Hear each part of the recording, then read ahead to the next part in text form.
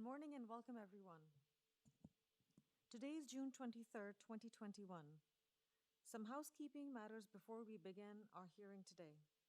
During the declared emergency in the City of Toronto, Committee of Adjustment virtual public hearings are being conducted by electronic means through WebEx, an online digital platform, and stream on the Toronto City Planning YouTube channel.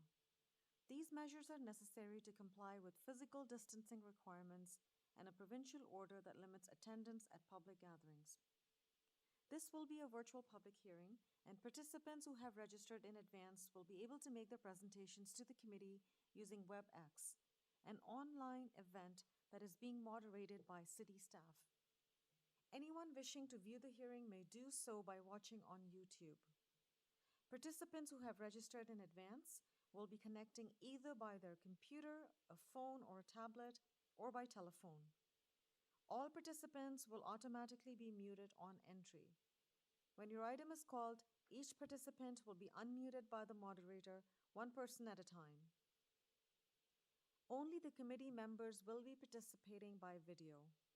All registered participants will be participating by audio only.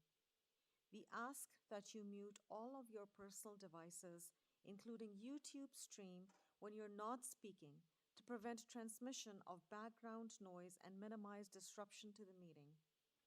Please unmute your computer microphones before speaking. Please ensure to mute the YouTube streaming while you're speaking. The hearing will take at a slower pace.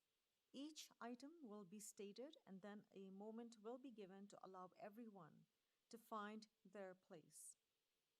Please write down the WebEx meeting access code and attendee ID from your WebEx meeting invitation and keep it nearby for quick reference. If you experience lag or audio issues, please disconnect and call into the hearing and enter this information. Please call into the hearing with the phone number that you have registered with so that staff can recognize your number and unmute you when your item comes up.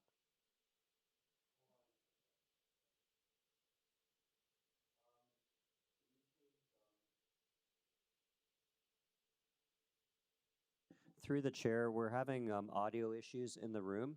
Can we, on WebEx, can we just take a 1 minute break? Sure. Okay.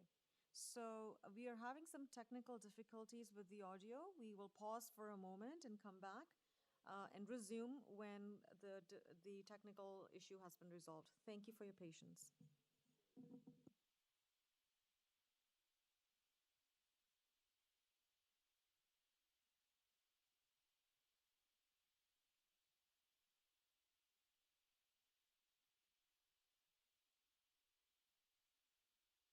Testing, testing. I wasn't able to hear until 2 seconds ago. I did hear Hannah say something.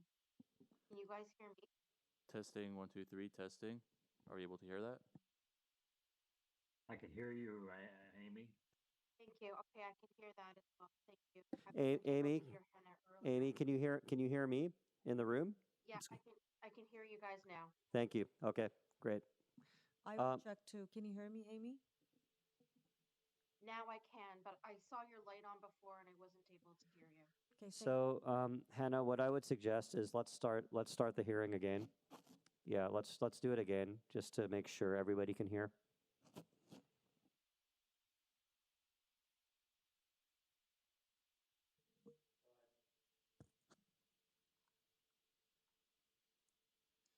Good morning and welcome everyone.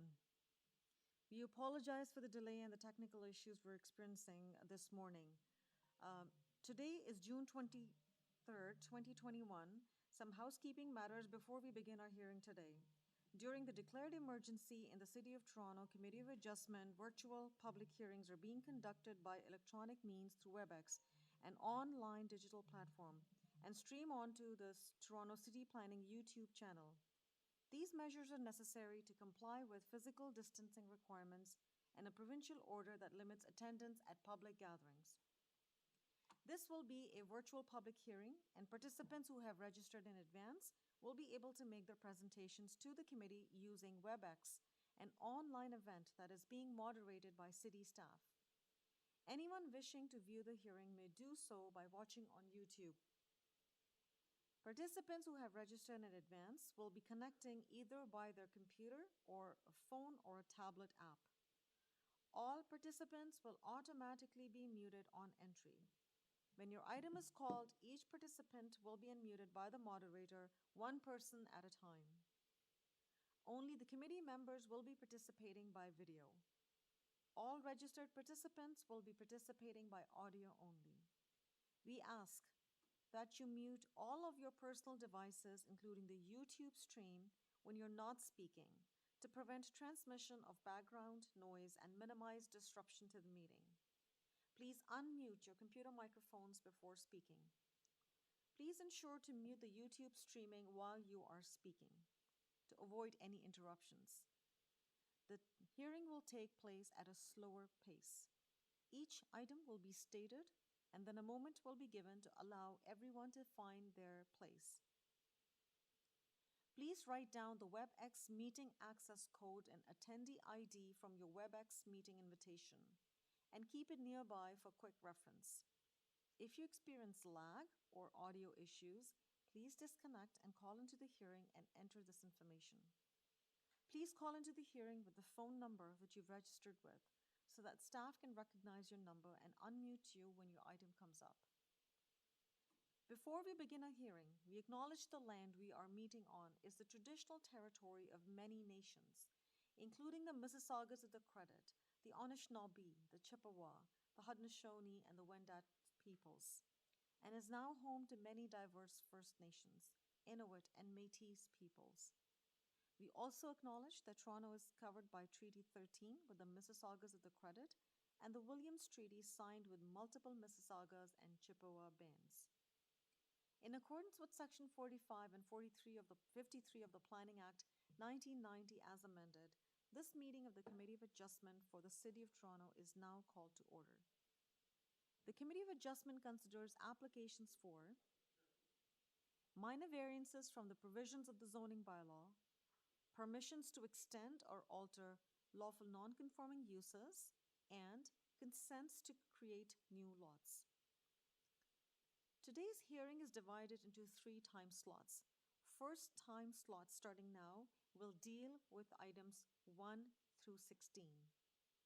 To ensure a fair and a timely hearing, I will vet the agenda to determine which applications can be dealt with immediately and which applications require a more in-depth review. When an item is called on the agenda, I will confirm if the applicant and all registered speakers are present. Where an application is uncontested, the applicant or the agent, if they wish to proceed with their presentation, if desired, may do so. When the committee does not require a presentation, applicants should advise the chair should they wish to speak to the committee. The committee may ask questions or take the matter into committee for a decision. Each speaker, including the applicant or the agent, will be given a maximum of 5 minutes to address the committee. I will comment when you are reaching the 5 minutes. When addressing the committee, please clearly state your name and address. Please remember to confine your remarks to the matters outlined in the application. The applicant or the agent will proceed first and will make a presentation to the committee of the application. Please note the committee may decide to not entertain revisions to the proposals at the hearing today. The committee may decide to defer the application if it is substantially revised to ensure that the revised application is accurate and that all those entitled to the notice of the application are informed of the changes. The committee may entertain revisions if, in the opinion of the committee, the requested revisions are straightforward and minor in nature and may not affect other variances or the overall proposal or the intent of the application. Then speakers, either in support or in opposition to the application, will be invited to speak. Please ensure to include all your remarks or concerns that you may have. Committee members may ask questions of each speaker after they have finished their presentation. If there are several speakers sharing the same view, please select a spokesperson to present the group's opinion. We certainly want to hear your views. However, covering the same points will not advance your cause. Please be advised that all registered speakers at the hearing today will be given a chance to speak before the committee moves on to the next to the applicant for a rebuttal or a response to the concerns raised by the speakers. The chair will advise if there are any further questions for the speakers. All speakers are finished. The applicant or the agent will then have an opportunity to rebut only those issues that were raised by the speakers. Please note that unless the committee members have any questions, the speakers will not get a chance to rebut the applicant's response. This will mark the end of the discussion. The application will then be taken into committee for a decision. Mr. Deputy Secretary Treasurer, the committee has received the minutes of the last meeting. I would like to have a motion to confirm and adopt the meeting minutes from the panel members. May I have a motion and a seconder, please? Member Saeed. Madam Chair, I move the motion for approval of minutes of the meeting, Committee of Adjustment that was held on May 12th. Thank you. May I have a seconder, please? Member Macaulay. Okay, you're on mute, Member Macaulay. I second that motion. Thank you. All in favor of this motion? The motion is carried. The minutes of the last meeting have been adopted. Members of the committee or staff, are there any declarations of interest at the hearing today? And I'm dealing with items 1 through 16 for this time slot. Any conflict of interest? For you, Madam Chair, I'd like to declare a conflict with item 9 and item 15. That would be 57A Jeepson, 57B Jeepson Avenue, and item 1537 Hill Crescent. Thank you, Member M. So I will confirm for the first time slot today, dealing with items 1 through 16, Member M has a conflict with item number 9 and item number 15. Thank you. Are there any other conflicts? I see none. Thank you. Mr. Deputy Secretary Treasurer, have you received any requests for deferral? Through the chair, no requests for deferral have been received. Thank you. We will now begin our hearing and hear items 1 through 16 that are included on the agenda under the 10 a.m. time slot. I will now read the agenda for the first session of the hearing today. For items 1 through 16, I will call each item in the order listed on the agenda and ask if anyone other than the agent or the applicant is present or in interest and wishes to address the committee. If there are people in interest, the matter will be held until all non-contested applications have been cleared from the agenda. If there is no person in interest, the agent or the applicant will proceed with their presentation if required. The committee may ask questions or take the matter into committee for a decision. I will now begin with the first item on the agenda. Item 1, 8 Rosemary Drive. We have no registered speakers for this item. Is the agent there, Rick Bongers? Yes, I'm here. I can hear you fine. Thank you. Thank you very much. Members of the committee, any questions for Rick at this time?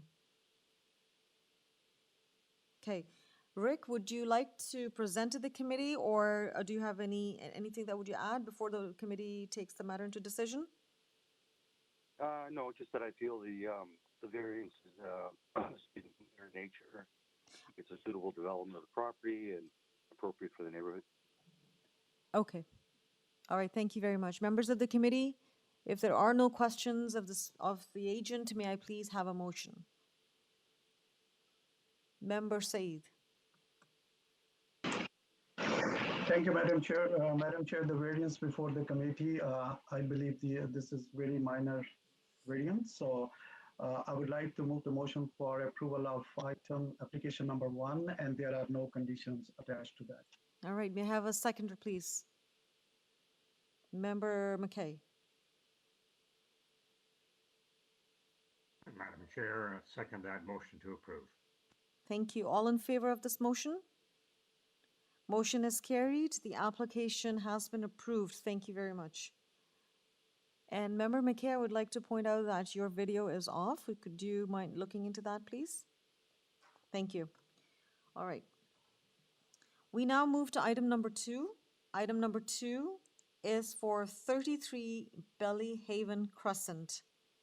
We have Robbie Robinson, but we also have speakers listed and registered to speak with us, so we will hold down this item. So item 2 is being held for further discussion. Item number 3, 743 Warden Avenue. We have the agent with us, Guy. All right, thank you. Guy, you with us? Yes, I am. All right, and I have also listed with me the applicant, Lindsay Dale Harris. Yes, I am here. Okay, thank you very much. Members of the committee, are there any questions for the agent or the applicant at this time for 743 Warden Avenue?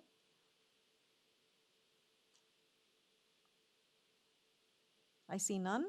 All right, if there are no questions, sorry, before I do that, Guy, before we take the matter into committee, any comment at this time? We would like to thank the committee and its staff for working with us on these applications, and of course, city staff from community planning and the other departments. It meets all the requirements of the official plan now and the zoning bylaw, and we thank the committee for its approval. Okay, thank you very much. And for record, I would say we did receive comments from staff planning. There's a report. There's no recommendation. I believe it was an information report only. Okay, committee members, if there are no questions, may I please have a motion?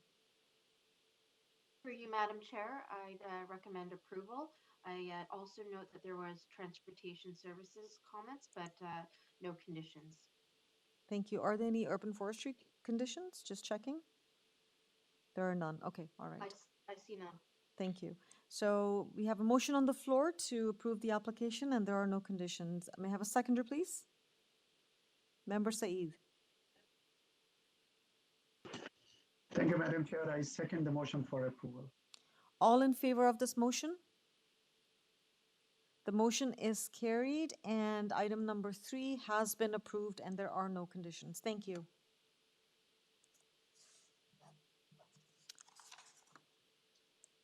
We now move to item number 4. This is 743 Warden Avenue. Sorry. And this is block 22.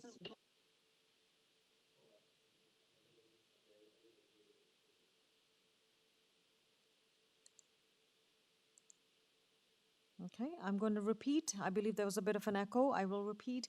This is item 4 for 743 Warden Avenue, block 22. And we have Guy, the agent, and Lindsay, the applicant. Yes. Okay, thank you We're here. thank you very much, Guy. So members of the committee, any questions for the agent or the applicant at this time? I see none, all right. Guy or Lindsay, any comments at this time before the committee takes this matter into decision committee? This is the companion piece to the previous application, Madam Chair. We'd like to thank the committee and its staff for working with us on these applications and city staff from the other departments. Thank you. All right, thank you. Members of the committee, if there are no comments or questions, may I have a motion? Member M? Through you, Madam Chair, I move a motion of approval. There are no conditions. Thank you. May I have a seconder, please? Member Saeed. Madam Chair, I second the motion for approval. All in favor of this motion? The motion is carried. The application for 743 Warden Avenue, Block 22 has been approved. Thank you. We now move to item number 5. Item number 5 has a list of registered speakers, so this item will be held and we will come back to it in the main body of the meeting. Item 5 is being held. Item number 6. This is for 25 Cougar Court, and we do have a speaker registered, the resident, but I'm not sure if this Neighbor is in support or in opposition? Okay. If you can unmute, I just want to check. So do we have, this is for item 6, 25 Cougar Court. Do we have Bilal Faris? Yes. All right, Bilal, I just want to confirm with you, are you here to speak in support of this application, or do you have concerns with this application? No, I do have concerns Okay, about all this right, application. no problem. Thank you for confirming that, Bilal. We will hold down this item and we will come back to you and discuss with you further. So item number 6 has been held for further discussion. Item number 7, 24 Van Wart Drive. Again, we have a neighbor who is listed here, but not sure if that person is, he's not there. So I guess we can still proceed. Okay, all right. So this is for item number 7, 24 Van Wart Drive. We have Faisal with us. Yes, Madam Chair, I'm here. Okay, thank you. And we also have Tarunpreet Kaur. Okay, Oh, yes, Madam Chair. thank you. Members of the committee, any questions on this item? Do you have any questions for the agent at this time? None. All right. Before we take the matter into committee, Faisal or Tarunpreet, do you have any comments at this time that you would like to make? Yes, Madam Chair. We do have only one variance, which is about height. The allowable is 4 meter, and we have Yes. 4.88 meters, which is 2.8 feet above the permissible. That's all. That's all. That's the only variance we have. Okay, thank you very much. Members of the committee, if there are no comments or questions at this time, may I please have a motion on this application? Member Said, please go ahead. Thank you, Madam Chair. The variance before the committee today, there is only one variance, which is minor. So I would like to move the motion for approval of these applications, and there are no conditions attached to that. Okay, thank you. Before I move for a seconder, I just want to confirm with staff, the neighbor listed here, Zakaria Chauhan, was not, Through the chair, I believe there's, if I'm not mistaken, I believe there's an urban forestry condition. okay, before I do that, yeah, thank you. Yes, I agree. There's two. Ali, can you confirm if Zakaria Chauhan has not signed in? Okay, all right. I just wanted to double check again. So I'm confirming that the neighbor who had registered, Zakaria Chauhan, is not online with us. So we have a motion on the floor to approve the application, and staff identified that there is an urban forestry condition. So Member Said, can you please amend the motion? Thank you, Madam Chair, and thank you, staff, for pointing out that condition. So I would revise my motion for approval of application number 7, subject to the urban forestry condition number 2. May I have a seconder, please? Member McKay. Yes, Madam Chair, I second that motion to approve. Thank you. All in favor of this motion? The motion is carried and application for 24 Van Wart Drive has been approved, subject to conditions of urban forestry. Thank you.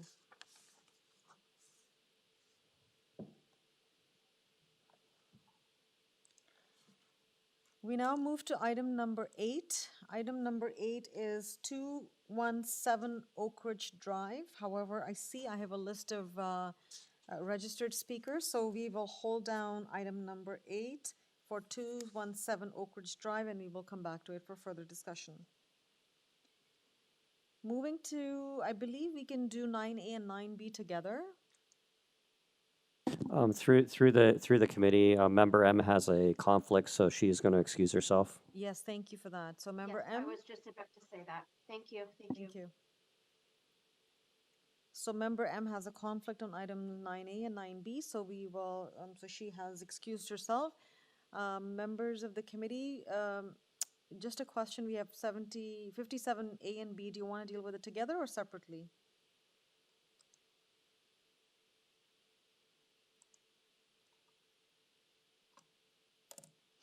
Okay, I see. Madam Chair, Yes.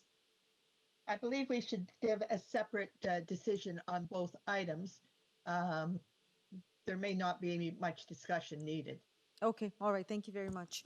Do we have Peter Jerusik with us? Peter, you with us? Yes, I am present here, Madam Chair. I am available. Okay, you may need to speak a bit louder. Okay, is this better? It's better, thank you. So, members of the committee, any questions for Peter at this time? We're dealing with item 9A. Okay, I see none. Peter, do you have any comment at this time before we take the matter into the committee? No, I think the application is fairly straightforward. If there's no questions from the committee, I'll leave it in your hands. Okay, are there any conditions of urban forestry committee members? There are, through the chair, there are conditions Okay, for both. so, and Peter, you're aware of those conditions? We are. Okay. Members of the committee, Peter does not have any comment at this time unless there's a question. He's aware of the urban forestry conditions. If you do not have any further comments or questions, may I please have a motion? Member Macaulay, please go ahead.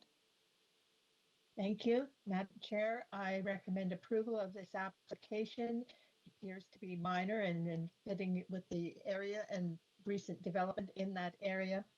And that approval is subject to the conditions of urban forestry, and that is for 57A, Janelle Evans. Givons Avenue, okay. Yeah, it's just that item 9A is actually 57B Givons. So I just want to confirm. So item 9A, we have a motion on the floor for approval of the application subject to conditions of urban forestry. May I please have a seconder?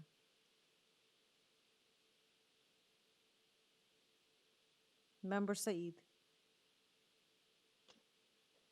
Thank you, Madam Chair. I second the motion for approval of item number 9A.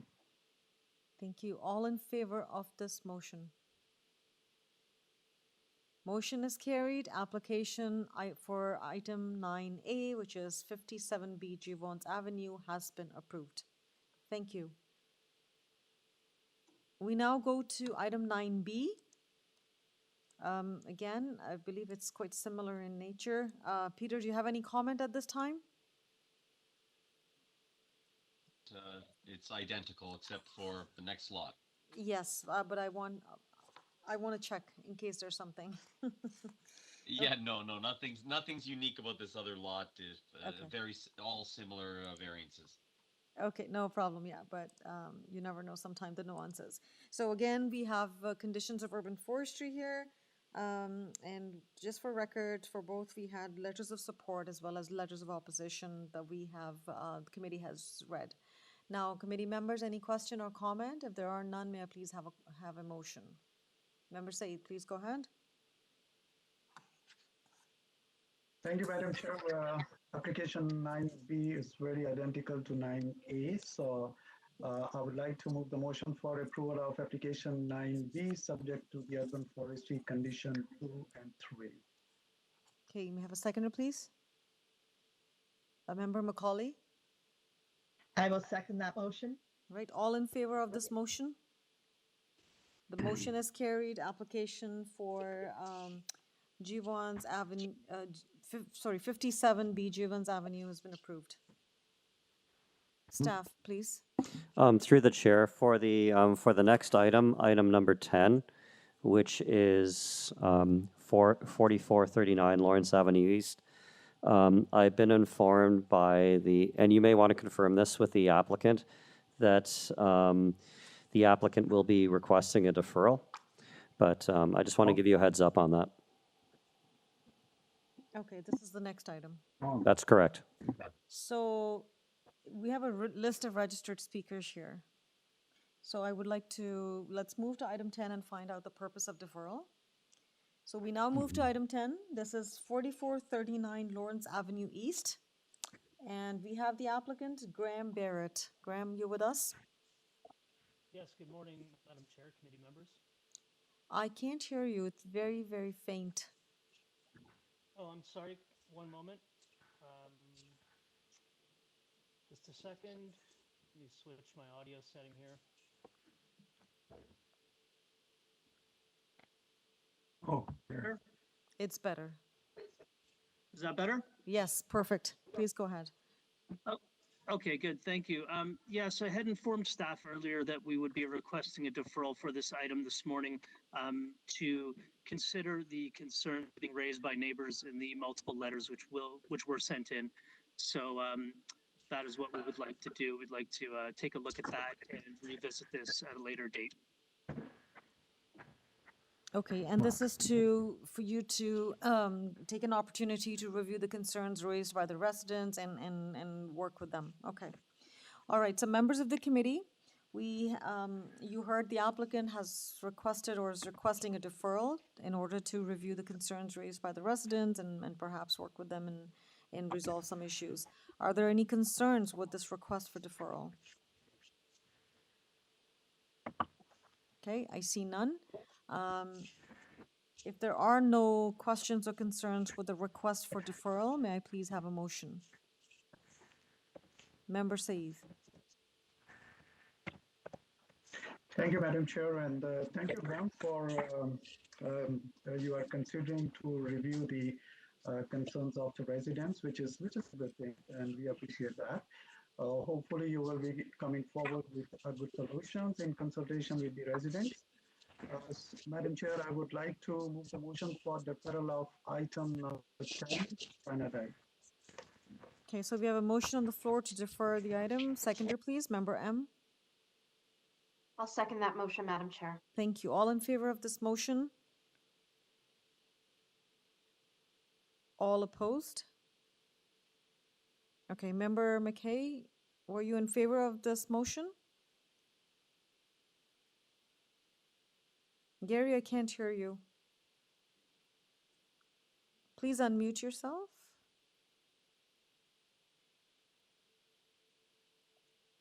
No, can't hear you. Sorry. Okay, Gary, you are mute. So the motion, so there was a motion and a seconder to defer. If you are in favor, can you give me a thumbs up? Perfect, thank you. I just want to confirm that. Meanwhile, you can see if you can resolve your mute-unmute issue. So it was unanimous. The application has been deferred. Sine die? Deferred sine die to allow for the requested by the applicant to address concerns raised by neighbors. That is correct. Okay, thank you very much. So item 10 has been deferred. We now move to item number 11. Item number 11 is 1501 Ellesmere Road, and we have the agent Danielle Oliveira. Okay, thank you, and we have John as the owner. Perfect, thank you. Hi, Member Chair and committee members. Good morning. Can you hear me? Yes, we can hear you. Thank you. Members of the committee, we have this application before us for 1501 Ellesmere Road. Any questions for Danielle or John at this time? Okay, I see none. Dan, before we take the matter into committee, any comment at this time? If there's no questions or comments from the members, then I have nothing to add. Yes, there are no questions or comments from the members at this time. Okay, thank you for confirming that. Members of the committee, may I? Yes, sir. Through the chair, I just want to confirm the applicant is aware that there are two conditions, urban forestry condition and also transportation, the transportation services condition. I'm not aware of the urban forestry one. Can you clarify, please? You're not aware of those comments from urban forestry? I think they had been addressed, but can we be made aware of them? Okay, Colin, do you mind identifying the ones that have been recommended? Through the chair, urban forestry is requesting or recommending a condition be imposed. It's condition number 2. Yes, condition. Which and I'll just get that. It's and the condition requires the submission of a complete application for a permit to injure or remove a privately owned tree. So this would be covered through a separate permit process. So you're aware of that, Daniel? And sorry, do you have any It's questions? actually on the screen right now. Perfect. Understood. Yeah. Okay, thank you very much. And then there was a comment from or condition, a recommendation from transportation that the applicant provides a loading area designated for the loading deliveries and activities used by the existing building. Understood on that one. Okay, and there are no concerns with that. No concerns. Okay, thank you. So members of the committee, the applicant is aware of the urban forestry conditions and the recommendation from transportation. If there are no questions or comments, may I please have a motion? Member M. Through you, Madam Chair, I recommend approval subject to the urban forestry and transportation conditions for item number 11. Thank you. May I have a seconder, please? Member Macaulay. I second that motion. Thank you. All in favor of this motion? The motion is carried. Application for item 11 has been approved, subject to conditions. Thank you. Madam Chair, just wanted to say that I had some difficulty with my laptop in terms of audio and visual, but I'm back on now, so I think I'm with you. Thank you so much for confirming. Okay. Item 12. Item 12 is 54 Tunmead Square. And we have the agent, Colin Lightbourne. All right, Colin, Yes. you're with us? Yes, I am. Good morning, Madam Chair, members of the committee. Good morning. Thank you, Colin. Just bear with me for a second, members of the committee. Any questions or comments on this application at this time? I see none. Are there any urban forestry comments on this one? There are no, through the chair, there are no conditions from any division. Transportation Services commented they have no objections. Thank you. Members of the committee, any questions? I see none. All right. Colin, before we take the matter into committee, any comment that you would like to make at this time? None at this time, thank you. Thank you. Members of the committee, may I have a motion, please? Member Saeed. Madam Chair, I would like to make the motion for approval of application number 11, and there are no conditions attached to that. Okay, thank you. May I have a seconder, please? Madam Chair, I will second that motion. Thank you. Member Macaulay seconds the motion. All in favor of this motion? The motion is carried and the application is approved. Thank you. Item 13. For 42 St. Quentin Avenue, and we have the owner, Danielle. And Yes, I'm here. thank you. And we have Joe Battaglia as the agent. Yes, I'm here. Thank you. Members of the committee, any questions for Danielle or Joe at this time? I see none. All right. Danielle and Joe, before we take the matter into committee, any comment at this time? No, the only variance we're really asking for is height. The other two variances are for existing conditions that happen to be variances. So we think this is minor in nature and in keeping with the four tests of the Okay. committee. Okay. All right. Thank you very much. Members of the committee, if there are no further comments or questions, may I please have a motion? And there are no conditions. Member Saeed. Thank you, Madam Chair. The variances before the committee, all four variances, they are minor.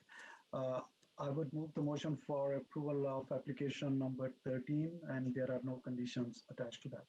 Thank you. May I have a seconder, please? Member M. I'll second that motion, Madam Chair. Thank you. All in favor of this motion? Member Macaulay? All right. The motion's carried, the application's approved. Thank you.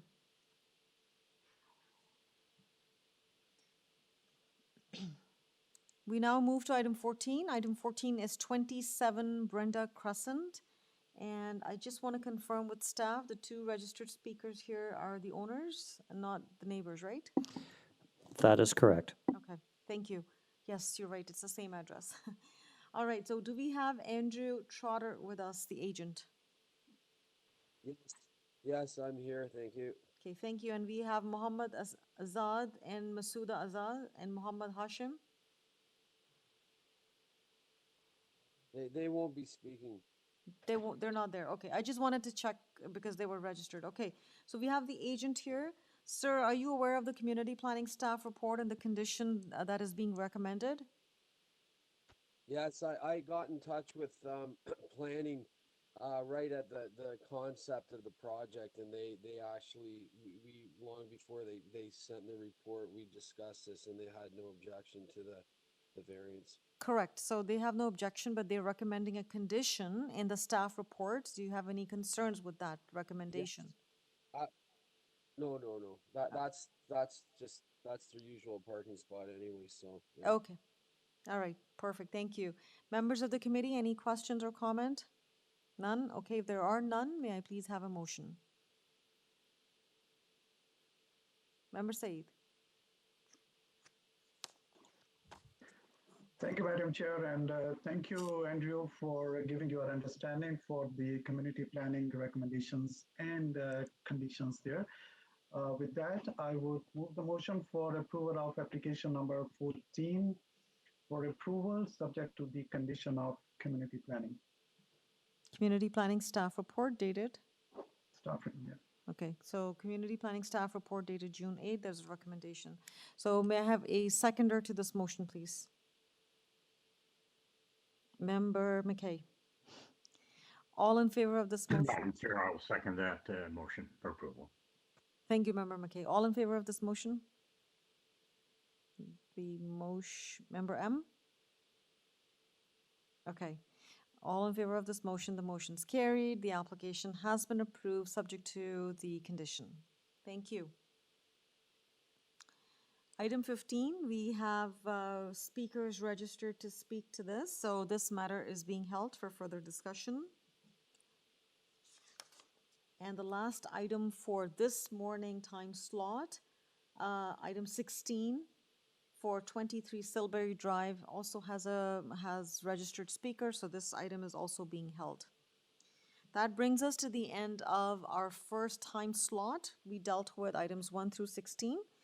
For everyone's benefit, I will recap the ones that are being held.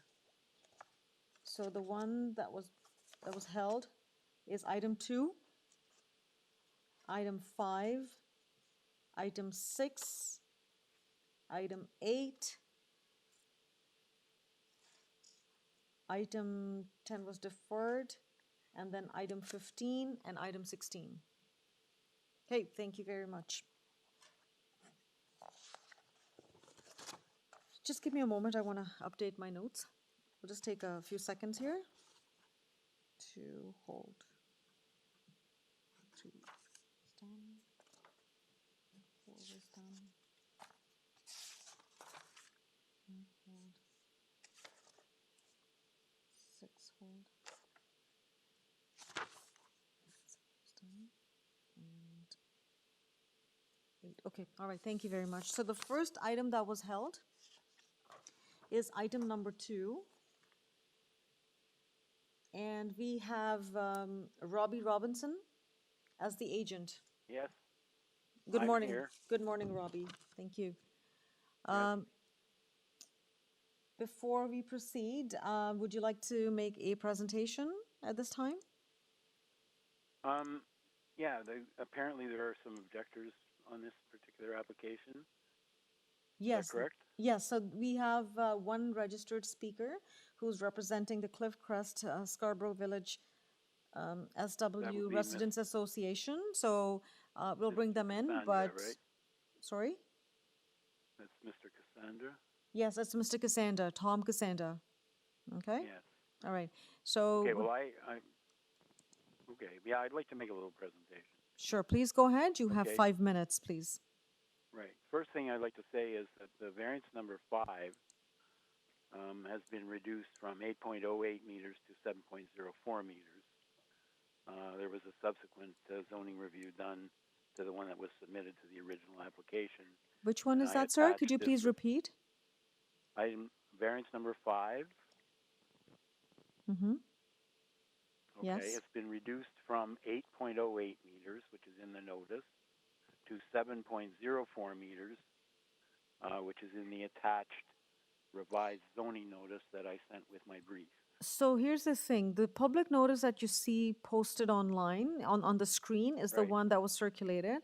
And Yeah. item number 5 is for a stable top of bank required distance. I think the one that you're referring to is probably item number 3, which is the driveway width. Is that correct? Wait a minute. Maybe I've missed item number 3. And I would appreciate Yeah, if you that's could number 3. yeah, if you Item number 3, okay, right. and if you could speak a bit louder, that would be great. Yeah, so we're reducing that to 7.04 meters from 8.08 meters. 7.04. 04. Okay. So I just want to confirm item number 3 or variance number 3 for the maximum permitted driveway width is 6 meters, and the proposed driveway width on the notice says 8.08, but is being revised to 7.04 meters. 7.04, yes. Now, it's kind of a peculiar scenario because I think the interpretation the zoning examiner made on this particular variance is not correct. But before we get into all the technicalities of that, I think we might as well just get the variance because it's very small. The existing driveway and the balance of the driveway is all 6 meters, under 6 meters. So the dimension 7.04 meters is from the wall of the garage, hardly the main front wall of the building. So Okay. All right. the garage is a separate detached structure from the house. Okay. Yeah, I think the other comments with respect to the letter that was sent by the Ratepayers Association, Ms. Cassandra, and my response to him, which I sent into the committee. We spent 9 months negotiating with the RCA on this project, and my client obtained a very expensive geotechnical survey on bank stability and everything else, a very, very technical engineering study of the property, which was submitted to TRCA and reviewed by TRCA's experts and approved by TRCA. If you'll note, there's a letter on file from TRCA that says that they have no objections to the application or any of the variances therein.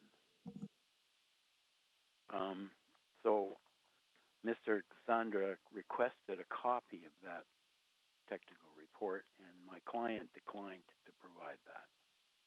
He felt that it was very technical in nature, and to provide that to a ratepayers group would be inappropriate.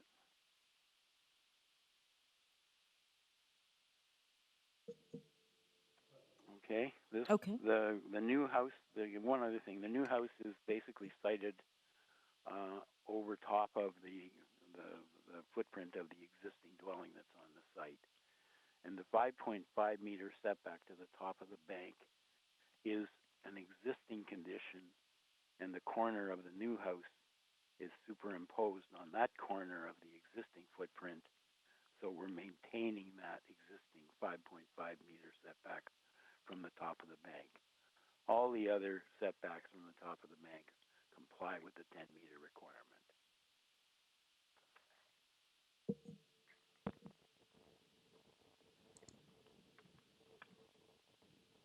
Okay. Anything else that you would like? Unless the members of the committee have questions, I'd be happy to answer those. Sure. Thank you. So, members of the committee, do you have any questions for Mr. Robinson at this time? Okay, I see none. Well, thank you, Mr. Robinson. We will now move on to speaking with Mr. Cassandra. Are you with us, Tom Cassandra? I'm here. Thank you. Good morning, sir. Morning. So you have 5 minutes. Yes, Please go ahead. Awesome. My name's Tom Casanda, 26 Windy Ridge, and I'm the president of the Cliffcrest Scarborough Village Residents Association. I have actually just some very brief comments. I know that some of our members were concerned about this home, but a review of the variances show that most of the variances are site-based reasons, which I believe is the intent of minor variances to address. And I'm actually not terribly against this myself. The driveway elevation is unavoidable due to the nature of the terrain, and they have said they're going to use permeable pavers to reduce problems with runoff, so that's great. And the flat, if this was a flat roof, 0.5 variance would be noticeable by neighbors, but because it's sloped and fits into the character of the neighborhood, that's a very small difference at the peak and it won't be noticeable. So I assume that granting this variance will be tied to these plans.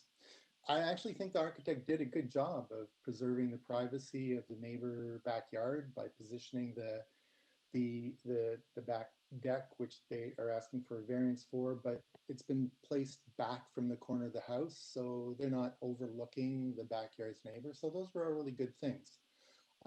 Mr. Robinson did contact me about my inquiry about the geotechnical report. At the time when submissions were made, no information on that actually had been posted to the AIC, and I actually wrote to the TRCA. They did mention that there was something, and that was subsequently posted. So, the intent of our letter was really, to inquire. It's a bit of oversight. I was disappointed that they didn't supply the geotechnical report. Our team have tremendous expertise. Our review team has tremendous expertise. Recently, we reviewed engineering reports from a condo application and found material technical errors, which we were able to bring to the city's attention that they hadn't noticed. So, and it is, because it was provided to the TRCA, it is a public document. I could get it through Freedom of Information. But, it would have been, so the fact that they didn't want to share it does raise a concern, because it's like, if it's a really good report and there isn't anything missing, why wouldn't you want the community to feel comfortable about that? That said, we know the homes in the neighborhood will be replaced over time. In general, I think this is a case where there was effort made to respect the prevailing character of the community, and that's really appreciated, and that's all we really ask. Thank you very much. Okay, thank you, Mr. Casanda. With regards to the geotechnical slope stability assessment study that was submitted to the TRCA, and the TRCA's report that we have reviewed confirms that they have reviewed that report, and they agree with the delineation of the slope. So they are the experts, and we take their guidance in terms of their expert opinion on this issue. Members of the committee, any comments or questions for Mr. Casanda? Member Macaulay and then Member Said. Member Macaulay, please go ahead. I have a comment to Mr. Cassandra. It is good that the community association, and I know how active you are, takes interest in this, but it's also good that you were able to say that in general, the application fits into what the community would anticipate.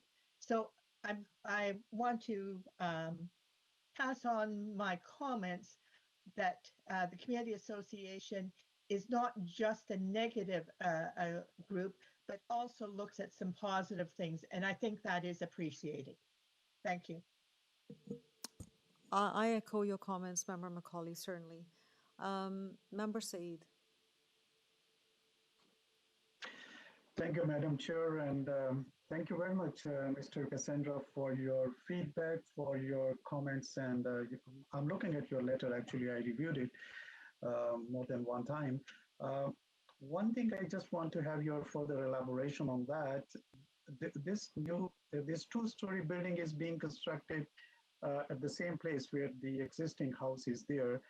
So you're concerned that it is going to be further close to the stable top of bank. I was not able to be very clear on that. So would you please just elaborate on that, how your concern is that although it's the same place, it's the same location, but it's going to be further close to the bank, stable bank? Sure. No, it is, in fact, the corner is positioned at the exact same point, and that's very clear. When you think a little further about it, you realize that they are going to excavate, they're putting in a deeper basement. So it does raise a flag. And all I really wanted in terms of looking at the report, because the TRCA said, that what their letter says is they agree with the positioning of the stable slope. That is the line where you're supposed to stay 10 meters back. So they've said they've agreed with that. It still requires a variance. It still requires someone to say, well, we're okay with moving it forward from that line. So that's why they need the variance. And I just really, I do assume that there's a report that says we did studies on this and we tested the ground, and I believe they did. I just wanted to know the depth that they did, because we know that there's underground water streams here.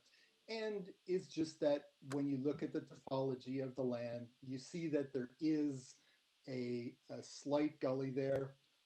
My concerns are only moderate, because after understanding that there is this report, I want to believe that they did a really good job. I also know that sometimes reports are done for what's desired. So, but anyway, yes, to answer your question, it is in the same location. When they excavate to put in the foundations, they'll have to excavate a little closer. And if when they're excavating, there's a huge water storm that happens just on that day. So I'm just going to advise the architect, please, you're responsible. Make sure that when you're doing that excavation, it's not around a period of time where we might have, a major rainstorm, because that could really affect things. So anyway, but I don't have, I think I said enough. Thank you. Okay, thank you very much, Mr. Cassandra. Just wanted to, as a point of clarification, the study was submitted to the TRCA. So, Mr. Cassandra, you probably are aware, if you want to obtain a copy of that, you can go through the FOI request to the TRCA or contact TRCA to obtain a copy of that report. The reason why it wasn't part of our agenda or wasn't posted on the AIC was because the city did not receive it as part of the application submission, that particular study. So that's why it was not available. So, but by all means, if you want to know the details, you can certainly contact TRC and obtain a copy. Now, if there are no further comments, I would like to proceed to, and any further comments? I see none. Okay. Let's proceed to Mr. Robinson now, and Mr. Robinson can provide a response to the concerns that were raised by Mr. Cassandra. Okay. With respect to the report, it's nearly 40 pages long. It's prepared by TerraPro, who are experienced at this particular in this particular area. And I would give Mr. Cassandra a little comfort in the fact that my client is employing a builder who's extremely experienced at construction and has been in business many, many years and has built a couple of other houses for my client. So we have a very experienced team that's going to be building this house. And I think that his comments are appropriate in terms of the excavation, but it's quite possible to minimize that proximity to the top of the bank or the stability slope during excavation when you know that that's a concern. So I would give him some comfort there in that I don't think certainly that's an issue, and it certainly was discussed with the RCA during our lengthy negotiations with them. Okay, well, the other thing I forgot to mention when I spoke earlier was about that overlooking balcony. We originally had only a partial balcony on that flat roof, and the plans examiner during the zoning review gave the area of the entire flat roof. So the client said, "Great, let's make it bigger." And it doesn't overlook anybody really. It's it's basically there to look down over the valley. Okay. Are there Okay. any other questions from members of the committee? Any questions, members of the committee? Okay, I see none. All right, thank you, Mr. Robinson, for your response. I will now take the matter into committee. Committee members, you've heard the agent, you heard Mr. Cassandra, you heard the concerns. Any comment at this time? Or any, yes, Member M, please go ahead.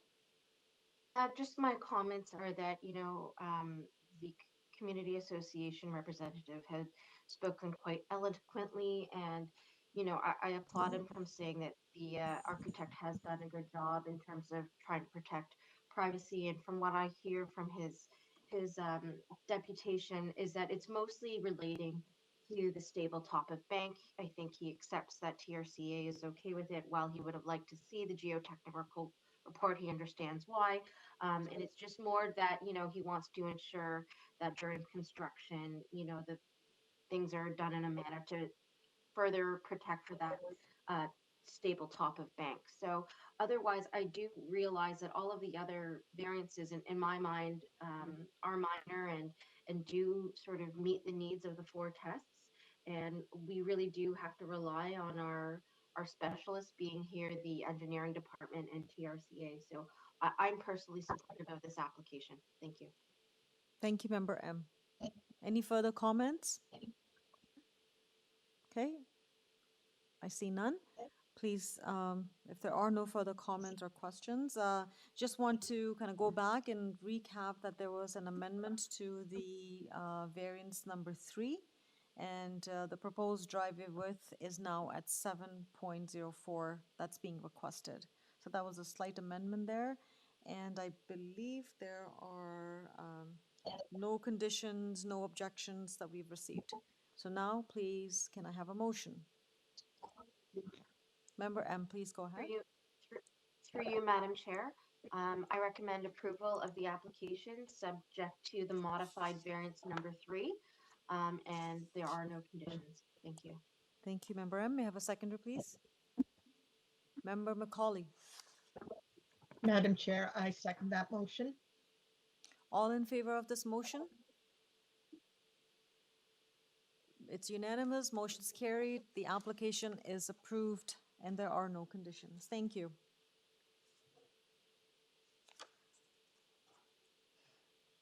Okay, so we now move to item number 5.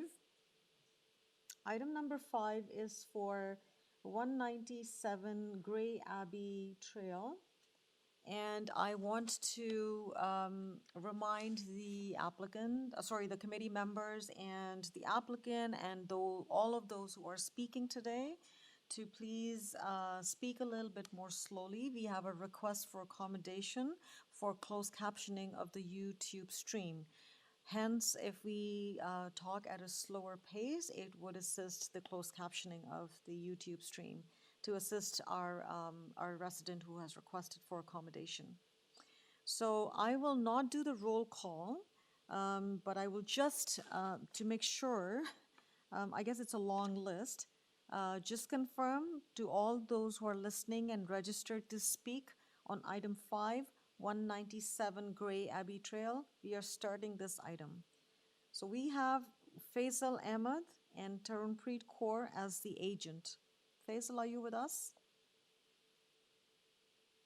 Yes, Madam Chair, I'm here. Thank you very much. I just wanted to inform you that we want to defer the application. So you are requesting for a deferral of this item? Deferral. Yes. Okay. And what is the purpose of the deferral, Faisal? I just had a call from the owner, and he wants to defer the application. So, but what's the otherwise reason? we are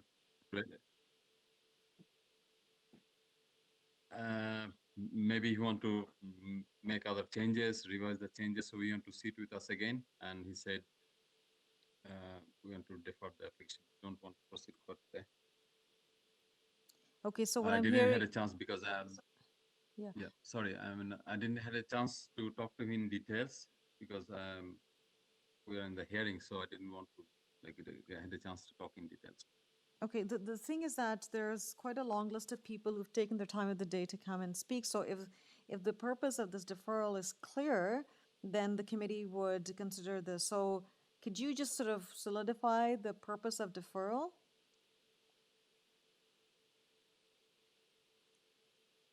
The main purpose, what I understood from him, because from our end we're ready, but the main purpose that he wants to see with the design again.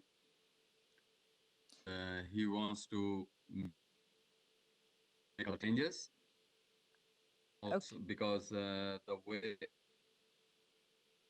Okay. That is the main purpose. He wants to make changes. Through you, Madam Chair, may I just ask Faisal, is the changes in order to address some of the concerns from the surrounding residents? Is that the purpose of the request to defer and relook at the design, Faisal?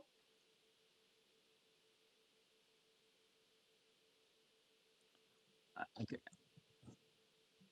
Faisal, Sorry. So I mean, Faisal, I couldn't hear you properly. we're getting a lot of interruptions. So basically, member M is asking if the purpose of deferral is to revise the proposal to address the concerns that have been raised by the residents in the area.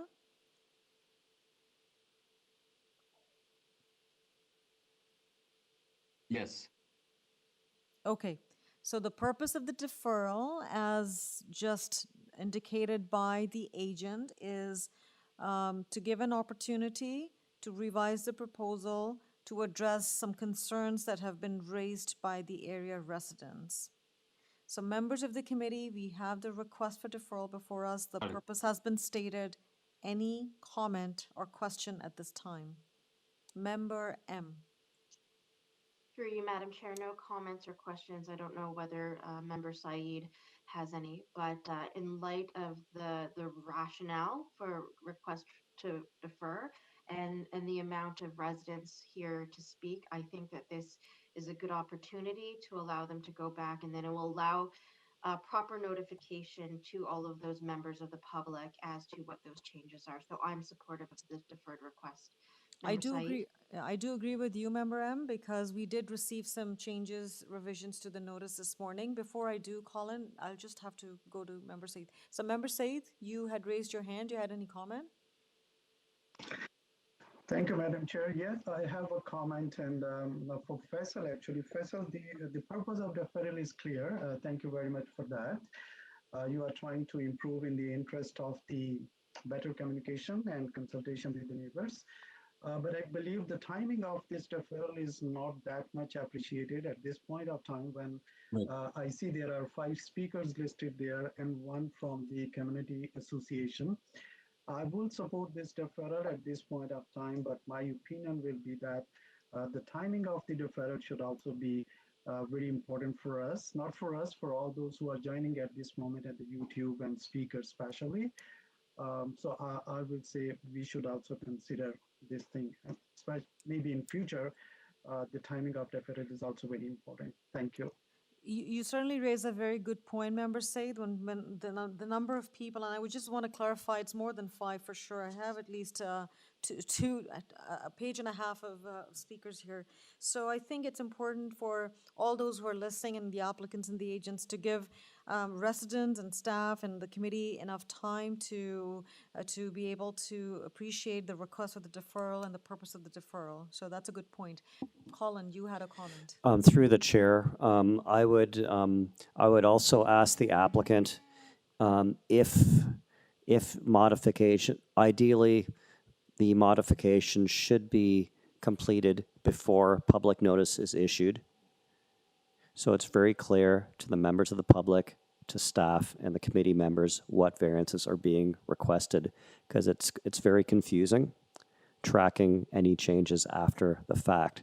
If there are instances where where revisions are minor modifications are being made after the hearing notice, and again, this is discouraged because you do risk the committee deferring it because they haven't seen the variant, they haven't had an opportunity to do a proper review of it.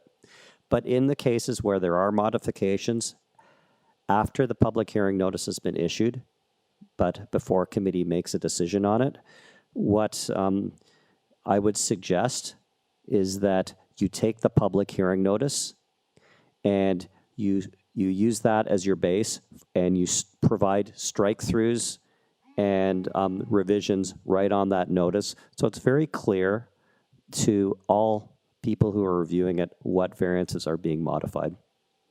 That is a very, very good comment. I think it's going to be beneficial to all the residents as well as the committee in order to, because now we took our time to review and residents took their time to review the current proposal. Now it's going to be revised. So I think that sort of a tracked change version of the notice would be really helpful. So Faisal, I hope you got those notes.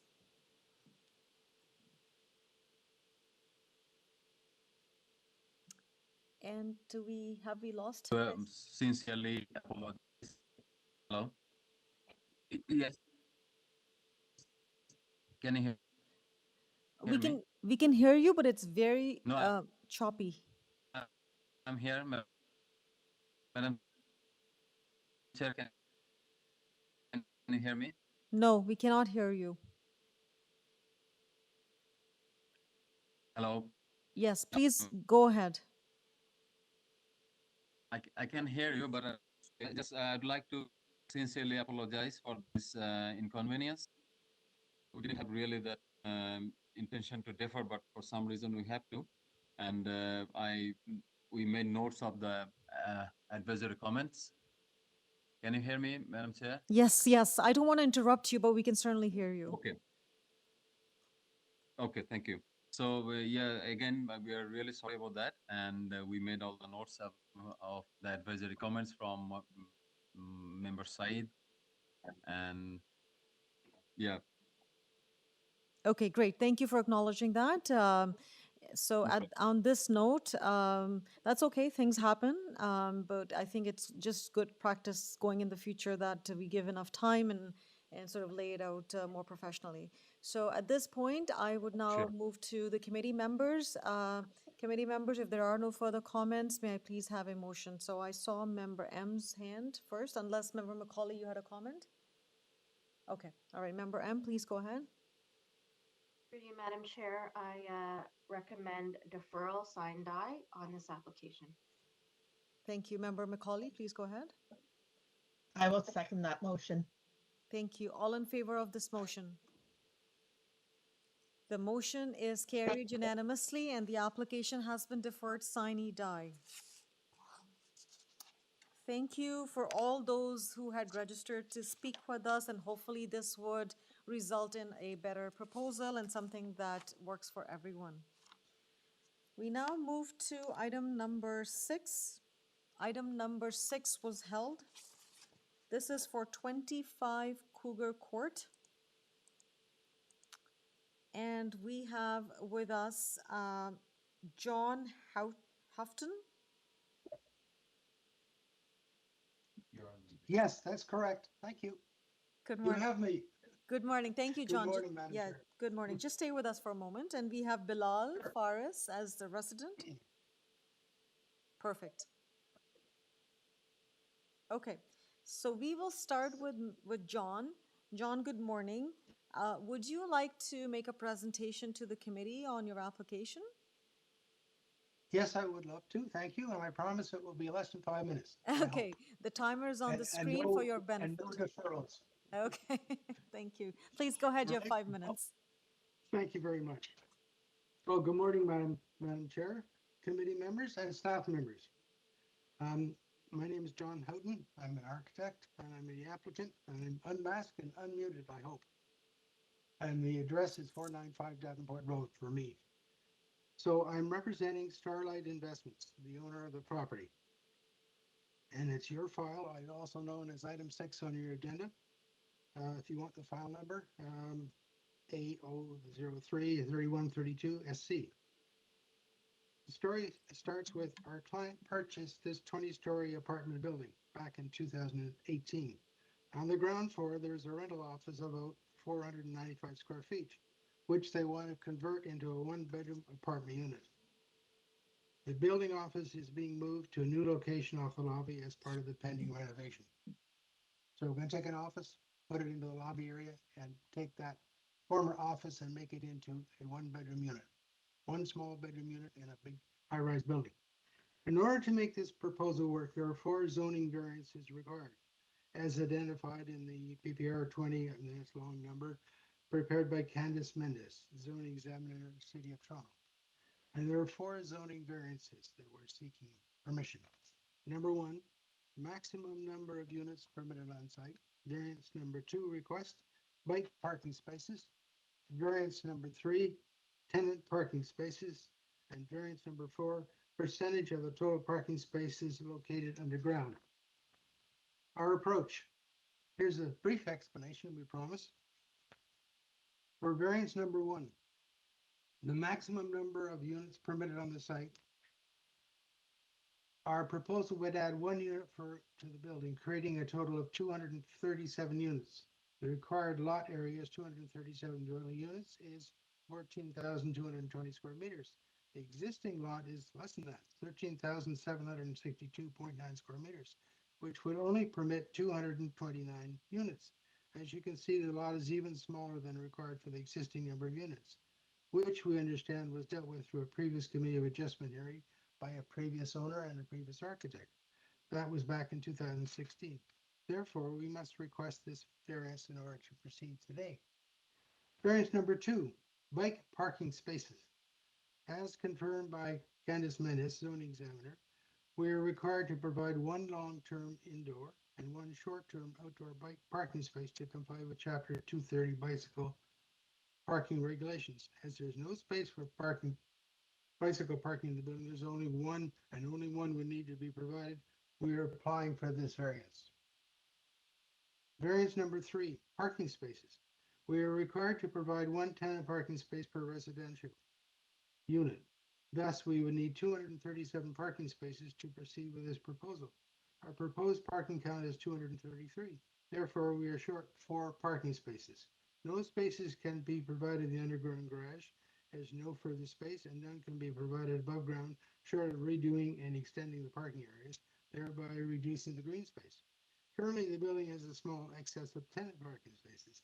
However, it is significantly short a visitor spot. 10 currently, but 27 required. Therefore, we have revised the allotment of spaces on the site to conform to the zoning requirement for visitor spaces, and that leaves us short 4 tenant spaces. Our reasoning was that based on historical data, we could reasonably determine how many parking spaces were required for the building. But now there's no way to determine the actual number of visitors' parking spaces, as they are ever changing. Using parking data from our owner's files, we have performed a tenant parking study as of May 2020 and another recent for June 2021, and found that the parking occupancy rate has been consistently just above 96% of the number of spaces in the building. Therefore, we took the higher percentage of the 2 studies, 94.6, and applied that to the proposed number of units of 237. And that indicates we would require 229 spaces to fill the tenant spaces in the building. 30 seconds left. We are proposing 233 spaces. We feel it's unreasonable to request a variance for. We feel it is reasonable to suggest a tenant requests variance for 4 spaces. The total number of parking spaces on the site, and including barrier free, will be maintained. This parking study was provided and reviewed by the Department of Transportation and reviewed by them and accepted. Percentage of spaces underground. John, you'll have to wrap up. You're at the end of your 5 minutes, please. Well, we were able to say that we're giving the required number of parking spaces underground. Okay. And that the staff report for variance number 4 has been approved by the Toronto authorities. City of Toronto Planning Division have created a staff report and we've issued for approval, and they. John, I'll have to cut you there just so that I'm fair with everyone, because we have a long day. We just can't go on. But I'm sure a lot of those things will be flushed out, through further discussion. You will have an opportunity to respond to questions as well. So thank you for your time. Members of the committee, any questions for John right now? Member M, please go ahead.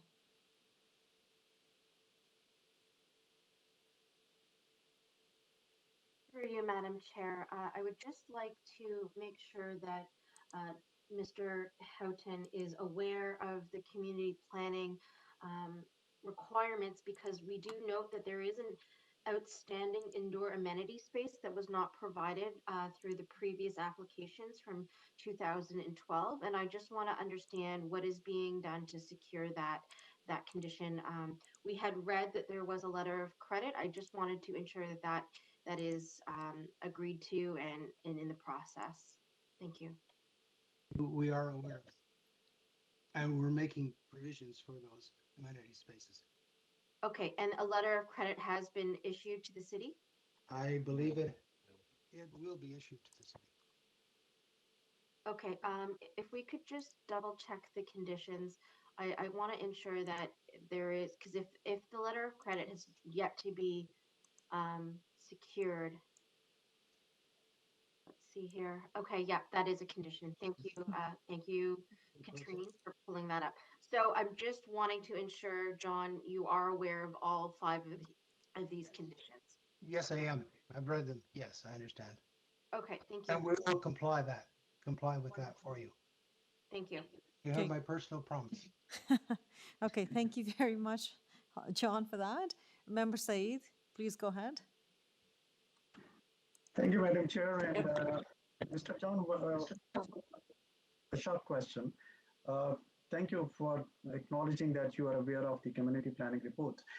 My question is, as per community planning report, the meeting room was in the basement, but it's in the current plan. We don't see the meeting room there. It now has been designated as the storage room. So what happened to the meeting room?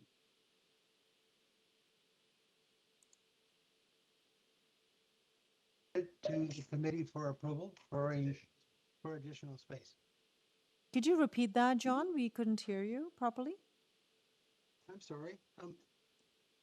There is a plan that is being prepared that will be submitted to the committee for approval.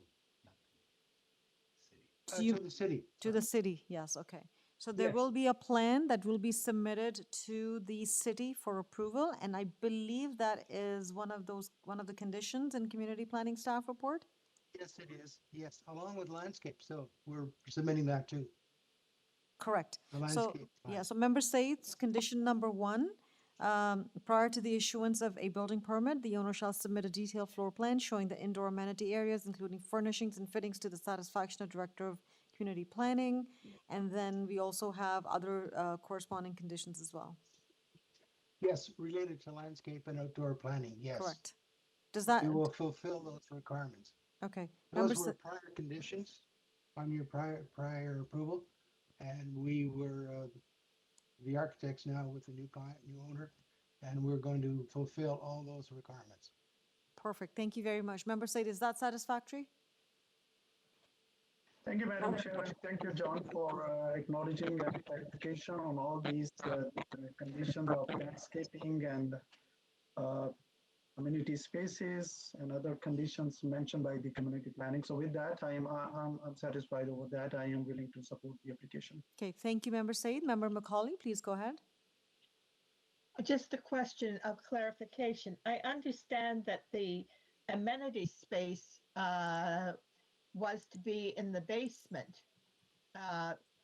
Can you clarify that you will not be doing anything with amenity space in the basement, but the only amenity space that you're going to be doing is adjacent to the management office? Oh, it is in the basement? I'm sorry, the amenity space would be in the basement. Meeting room is being turned into an office space for tenants. Okay. All right, thank you. And we're also doing the landscaping too. Okay, thank you very much. If there are no further questions, let's move on to speak with the resident, and we have Bilal Faris with us. Hello. Hello, Bilal. So, Bilal, you have 5 minutes, and please advise us what your concerns are and what your questions are on this application. Yes, my name is Bilal Faris. I'm the owner of 38 Cedar Drive, just behind the building. And as a neighbor and as a resident in the neighborhood, I have a few concerns in terms of safety and security of the building. Uh, our issues are, with the noise complaint, with fighting around the buildings, no security around, so many things to talk about. I'm really interested to hear from Jean what they have done to to have safety to the neighborhood, to consider their neighbors, the privacy of our backyards. They're adding 8 extra units to the building will again, it's a concern of our privacy. We cannot use our backyard in a proper way. So that's my concern, to be honest with you. And the trees around the buildings at the perimeters, they're not well taken care of. I had a few branches that came down on my shed. I have water leaks in the shed. All those stuff, it's accumulating of I don't want to say negligent, but not good groundkeeping from the management or from the owners. I'm not sure how these are handled. Okay, is there anything else, Bilal, or that's it? I think that's it. Okay. You know, noise complaint is a major. Uh, uh, one night we could not sleep because somebody was fixing their vehicle in the parking, idling all night, and there's Understood. no attention from the management or from the property Okay. owner. No, that's a fair comment, and I'm sure John will be able to answer. But I just want to confirm, do you have any particular concern with the actual variances in the application? I mean, you've raised certainly good points around maintenance and noise and so on, and the nuisance Yeah. there, but are there any particular concerns with the 4 variances that are being requested at this time? Well, adding extra units, There's that's a concern to me. Okay, there's 1 extra unit being added. As per the plan, from 229 to 237. This is the letter that I received. I don't know how one would be. So I think they were in existence. We can get that clarification. You're right. You did raise a good comment. We will get that clarification from John. So basically, you have a question regarding number of units and the impact of that. But the rest of the variances, are you okay or? Yeah, I'm okay with that. Okay. Yeah. Okay, no, fair enough. So that's a good, that's a very good observation. Members of the committee, any question for Bilal at this time? Member M, I can't see you.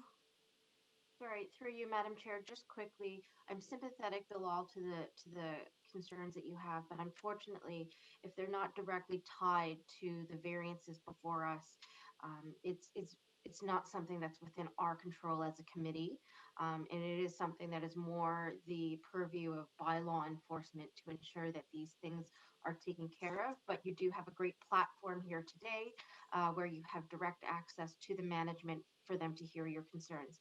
But I just wanted to just advise you that our role here as the committee today is just to review the variances at hand. But you do raise a good concern with the number of units and how that adds up from 1 to 29 versus 237. 237. So Yeah. thank you. Thank you, Amy. Okay, well, thank you very much. Any further comment? Okay, I see none. All right, thank you, Bilal. We will now invite John to come back and respond to the concerns that have been raised by Bilal, in particular the variance number 1, and get some clarification on the number of units there. Thank you. John? Yes, I'm here, sorry. That's okay. Please go ahead. We are actually taking an existing office, which is between 2 sheer walls and a high-rise building on the ground floor, and taking out the contents within that area and reconfiguring that into a one-bedroom unit. So when you look at sound control, it's really one small unit at the base of the building. So it's really minor construction. There's no structural involved in that because you're putting a unit in between two major load-bearing, shear-bearing walls, which is a really simple job, very low noise. Yeah, but Now, I think it's more about the number of units. If you look at the variance, it says the maximum number of dwelling units is 229, and now what is being yes. proposed is 237. So maybe you can provide some clarification there. Well, I think the previous owner and applicant at the time added those units. It was condition of approval. And it's already been built and done. So this time, all we're saying is we really want to add one unit in an existing space, which is like taking a cell at the base of a building between load-bearing, shear-bearing walls, which are soundproofing walls, and knocking out some partitions of an office space, which is minor, and then putting in a one-bedroom unit at Understood. the ground level. Understood. So So the sound previous level decision, isolation is perfect. sorry, John, the previous decision is for 235 units.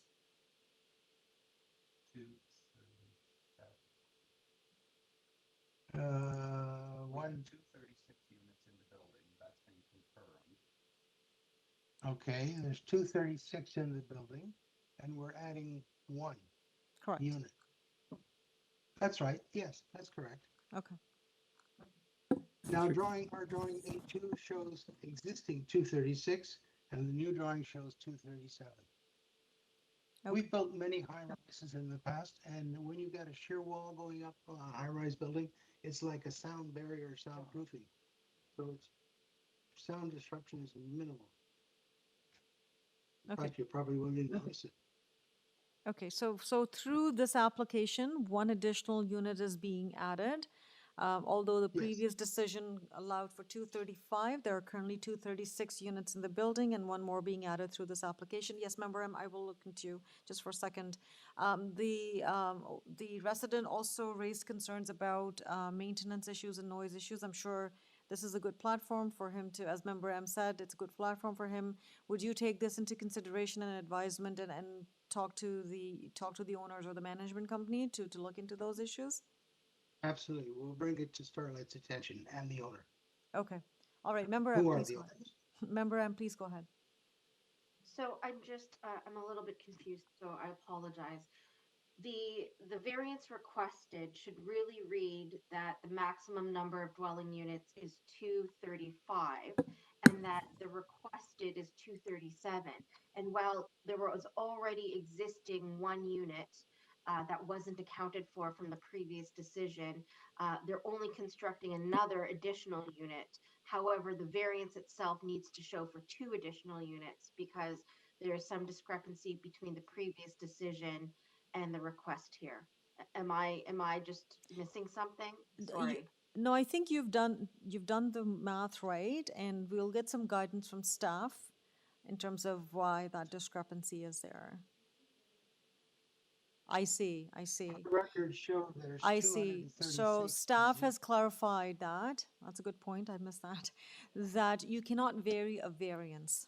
So the bylaw still stands. Back in the previous decision reflected that 235 would be permitted, right? So now any increase or change to that, would you actually have to go and amend the parent bylaw, not the variance, not the decision, right? But I think the discrepancy of the two units is absolutely there.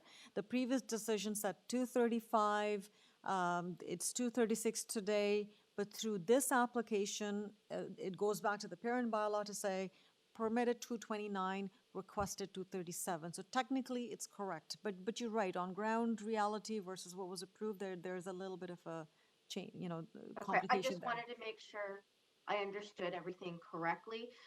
Regardless, it goes back to amending the parent bylaw, which is Yep. 229. Yep. So, really, it doesn't make a substantial difference in No. terms of my application of the Planning Act and all of the policies within the zoning bylaw. I just wanted to understand what sort of happened in between, but I get now that ultimately it doesn't matter. We can't amend the variance. We're going back to the parent. So we're going for 229. Is the parent amending that for the 237? Thank you. That is correct. Thank you, Member M. But I think that was a good clarification point. So thank you, staff, for assisting us. Any questions for John? Okay, I see none. John, we're going to take the matter into committee. Any final comment before we go in? Other than to thank everyone for their help, and particularly the planning people who worked with, have been very helpful, and we appreciate that. Okay. Thank well, you. Thank And you for spending thanks. this time with us today. Thanks a lot, John. Members of the committee, we are now into committee. Any question, any comment? Member M. Okay, so there are no comments, and I believe Member M is ready to put forward a motion. Please go ahead. Through you, Madam Chair, I recommend approval of item number 6, subject to the community planning conditions, along with, I believe there's no transportation conditions. There was just an information report. Thank you. That is correct. May I have a seconder, please? Member Macaulay? Madam Chair, I will second that motion. Thank you. All in favor of this motion? It's unanimous. Motion's carried. The application has been approved, subject to condition of community planning staff report dated June 8th. Thank you. We now move to our next item that was held, and that is item number 8. And item number 8 is for 217 Oak Ridge Drive. So again, there's a list of speakers with me, but I will not do a roll call just to, in the interest of time. And I will start with the agents. So for all of those who are registered to speak or listening in, we are dealing with item 8, 217 Oak Ridge Drive. Faisal, you're with us? Yes, Madam Chair, I'm here. Thank you. Please go ahead. You have 5 minutes to make a presentation if should you wish to. Thank you very much, everybody. We are here for 217 Oak Ridge Drive. And just to give you a quickly brief that we applied before for some variances and we got refused. Then we revised and eliminated most of the variances. Right now, we have on the public notice, you can see that we have 6 variances. And quickly, I'd like to tell you that number 1 is the floor area that we are proposing for 386.35 square meter. Number 2 is the building length, 18.92. And number 3 is the height, the main wall height. I think we're looking at a different. Are we on the right notice? Okay, sorry. We're on the right. Sorry about that. Yeah, I was looking at a previous notice. No problem. Okay. No problem. And number 4, it says for a 3-story. Practically, we are not proposing, and this is not right because we are not proposing 3-story. This is 2-story. We proposed 3-story in your previous application, but we eliminated that variance. So this is not a variance anymore. And number 5, the balcony variance, we will, this is very straightforward. We'll eliminate this variance. And number 6 is another minor variance, and this is also very straightforward. We'll eliminate this variance. So right now we are proposing only 3 variances. One is the area, the second one is the building length, and the third one is the building height. And we went through the objections from the neighbors. Most of the objections related to the Faisal, can you just hold on for a second? Staff would like to provide some clarification. Just bear with me. Through the chair, I just want to clarify that just to reduce any confusion in terms of the requested variances, the variance number 4 is for the number of stories. Staff and the panel members are not allowed to make interpretations of the zoning bylaw. This was based, this proposal was based on a zoning review that was prepared by Toronto Buildings. Toronto Buildings are the only divisions in the city who have the authority to provide zoning interpretations. It is their interpretation that the number of stories, variance to the number of stories is required for this. Unless the applicant, if the applicant is not wishing to apply for that variance, then they need to inform both staff and the committee. If not, and as the committee knows, and as the applicant knows, that if the applicant applies for, requests a zoning waiver, and when it gets to building permit stage, they're taking their chances if the proposal as currently proposed does not clear the zoning reviews and they do not apply for the correct variances. So I'm just putting that out there just to reduce any confusion.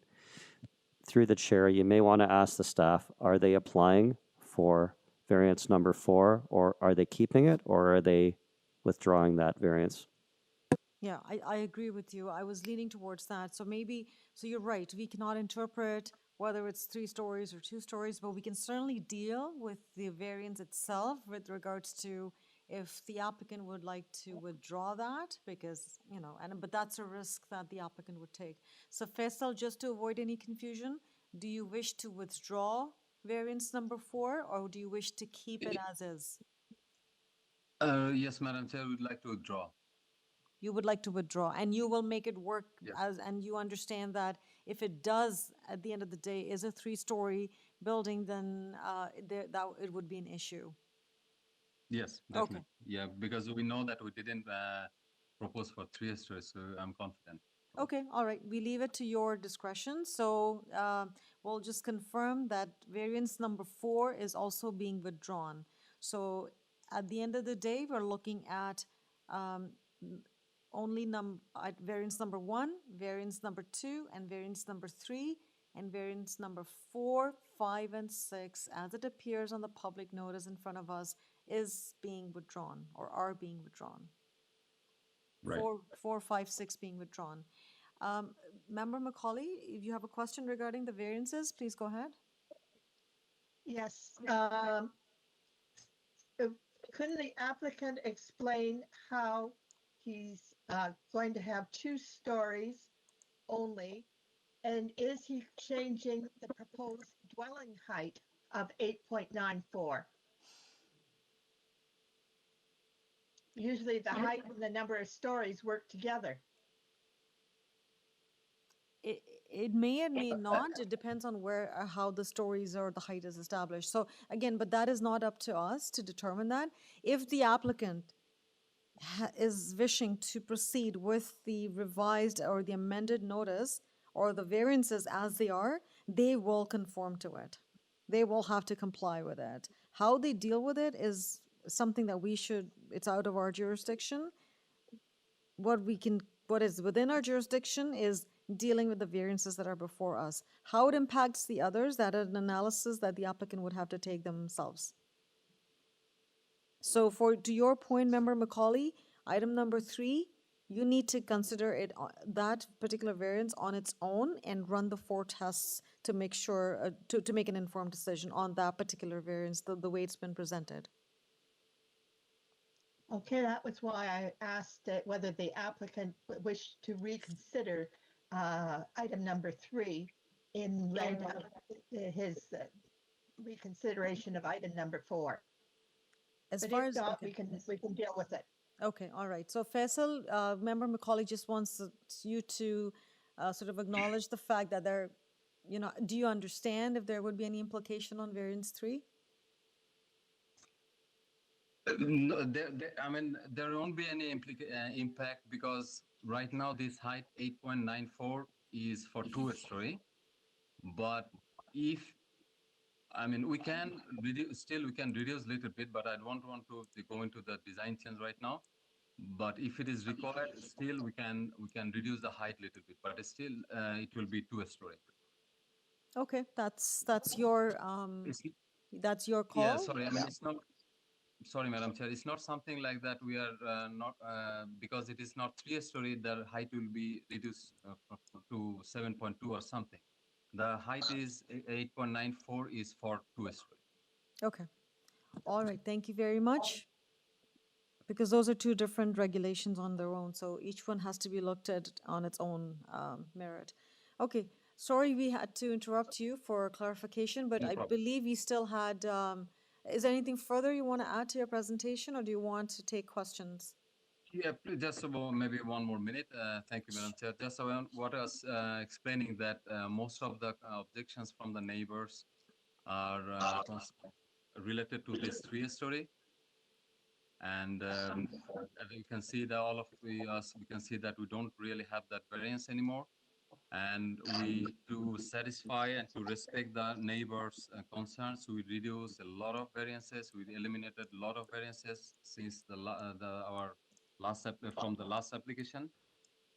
And now we can see that we are only 3 minor variances, and I believe that we are able to satisfy or make our neighbors happy. We tried our best to make our neighbors happy, and that's why we are only applying for only 3 variances. I believe everybody will consider this, and they're happy. At least more happier now than our previous application. Okay, thank you very much. Yes, I tend to agree. This is certainly a great improvement. So we will now move to members of the committee. Again, before we go to our speakers, any final questions for Faisal, Member M? I just wanted to acknowledge and thank both the applicant and his owner for making the amendments versus the previous application for which we actually refused. I mean, to go down from 13 variances to 3, I really applaud you for working with the community to put forth a more reasonable, agreeable application. So thank you. Thank you, Member M. I do echo your comments as well. Okay, we now move to our registered speakers from the neighborhood. We have Tanya Baksh. Tanya, are you with us? Yes, I am here. Can you hear me? Yes, we can hear you. Please go ahead. You have 5 minutes. Okay. Good afternoon, committee members. My name is Tanya Baksh, and I currently reside with my family at 214 Oak Ridge Drive. Our home of the last 20 years is directly across the street from this proposed development. My husband and I also purchased 215 Oak Ridge Drive in late 2019 from one of our long-term neighbors. This property is directly beside 217 Oak Ridge Drive, and we plan to reside there in our retirement. In addition, I have been asked by Barb Kowalowska at 219 Oak Ridge Drive to speak on her behalf. I am an active member of the Cliff Crest Scarborough Village Southwest Residents Association Planning and Development Committee. We are an incorporated residents association which is registered and recognized by the City of Toronto. Madam Chair, in an effort to facilitate expediency in the process, we have coordinated the community opposition down to 3 representatives who will cover the highlights of our community, plus bring forward any new information that has come to light since we submitted our letters. As you have seen with our neighborhood petition letter, there are 51 individual residents who have signed our letter of objection to this proposal. This letter includes some residents from adjoining streets. However, most of the names on the petition are from the immediate neighborhood and includes all the surrounding homes to this proposed development. We are supportive of development that respects the existing characteristics of our neighborhood, but strenuously oppose overdevelopment which removes healthy tree canopy, reduces privacy, and removes access to the elements which make our neighborhood and homes so desirable. Each one of us has created a statement which we will be speaking on in regards to the variances outlined in this development application. Can you please pull up the frontal overlay of the proposed development attachment number 1 from the Residents Association letter? The community believes that this house is not in keeping with the prevailing heights, massing, scale, and density of houses in our neighborhood, Official Plan Policy 4.1.5C. The community is very disappointed that once again the applicant has not attempted to reach out to any of us local neighbors to discuss their hopes for this house and did not allow us to express our concerns to come to a proposal collaboratively as neighbors. The applicant's supporting materials submitted on June 16th are incomplete without plans, and as such, it is not possible to do a complete evaluation of the additional revisions being proposed. This proposed development is still well beyond the generous zoning guidelines and not in keeping with the character of the neighborhood. Can you please pull up the overlay of the proposed development from the west, attachment number 2? Now to the variances. Variance number 1, floor area.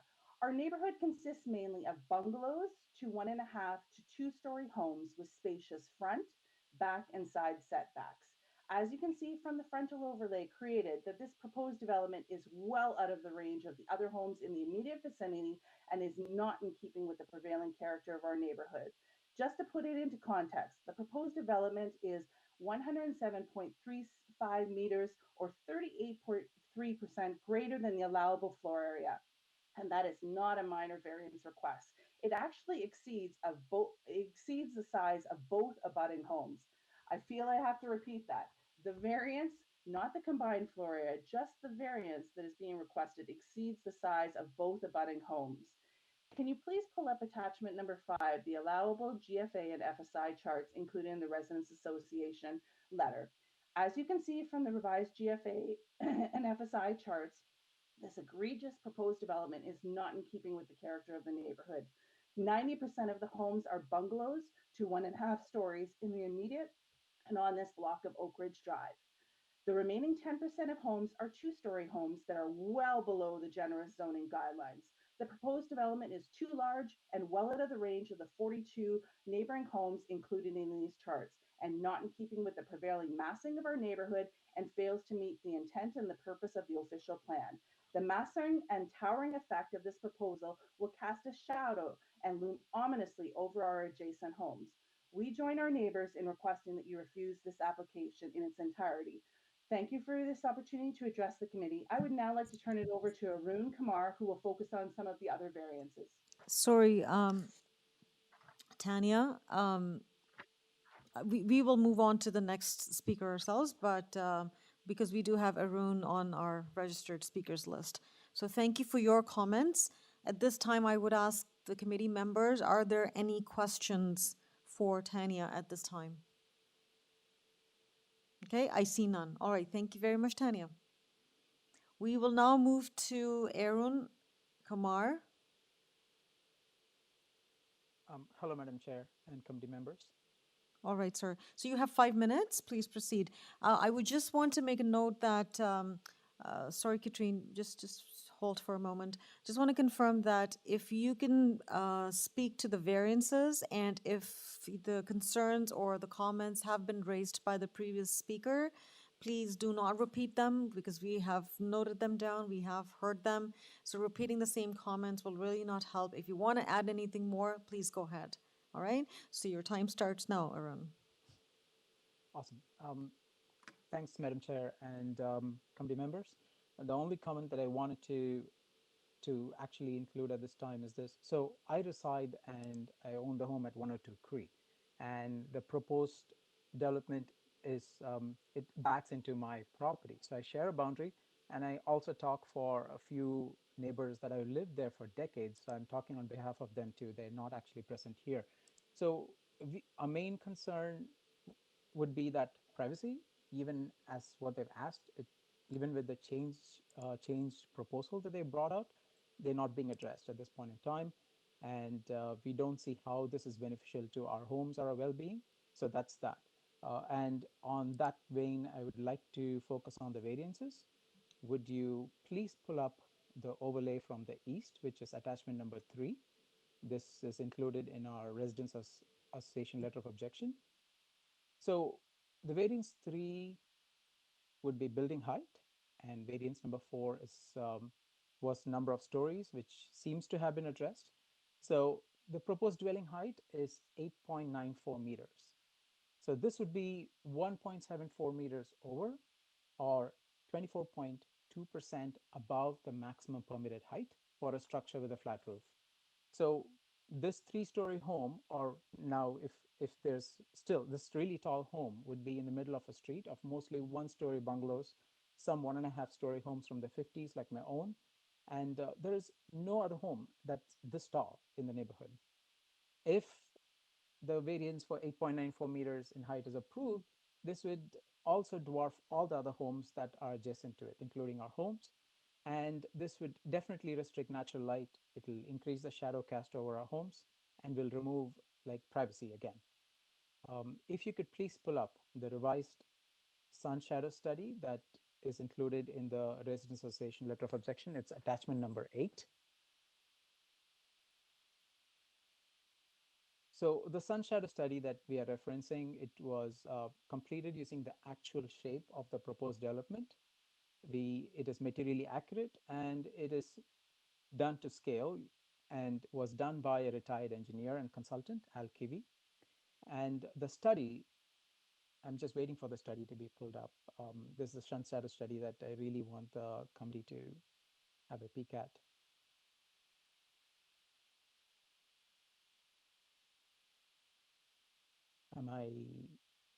Are people able to hear me? Hello? Yes, we can hear you. Please carry on. You have two Okay, more minutes. Yeah, this is just bringing up the sun shadow. Yeah, perfect. So the sun shadow study actually illustrates how the increased height and the massive shadow will negatively impact our use of outdoor amenities and our natural light. And I think most importantly, if the height variance is allowed, the proposed house will encroach into the tree line. This will destabilize one of the defining characters of our street, which are homes with generous setbacks, and this would be nestled among majestic canopy of mature trees. So I'm really concerned that the revised application is still pushing for 1.74 meters over and above what's allowed. And there have been many other developments that have been built in our neighborhood that fit within the generous zoning bylaws. They also maintain the official plan. This application doesn't fit in the prevailing character, and the massing and the scale just doesn't fit. And I'm just unsure why the applicant or the representative still hasn't made a single effort to come talk to us. Like we share a boundary right there, we share a fence. Not once have they reached out to talk to us to discuss their concerns. So I join my neighbors in requesting that the committee refuse this application and the variances. And I thank you for this opportunity to address the committee. Okay, thank you, Arun. Members of the committee, any questions for Arun? Member M, please go ahead. Yeah, go ahead, Member M. Sorry, I was having trouble unmuting. Thank you, Arun, for providing this very thorough analysis. Now, from my understanding on the guidelines for shadow impact in the city of Toronto, it's actually 2 hours as opposed to 1 hour. So I just want to confirm, is there a period in time where the shadowing is on the adjacent property for a duration more than 2 hours? Because that is what is required by the city in terms of an inexcusable impact. Arun? Madam M, I'm going to have to get back to you on this. I hope to do so before the next speaker gets a chance to talk to you about Understood. this. Sorry, I can't. I will have to intervene here. That's not how the protocol works. So we don't go back and forth to speakers. So if you can address it now, that would be great, because I will not be able to come back. I did note when I did my quick review that it was an hour that it was shown. And so from my understanding, that is actually an acceptable amount in an urban area for shadow impact. And another thing that I would also like to state is also my understanding is that shadow impact studies are not a requirement in terms of low density housing built form. So anything below the 4 stories is not something that is a requirement as it is an acceptable amount of height within the actual official plan.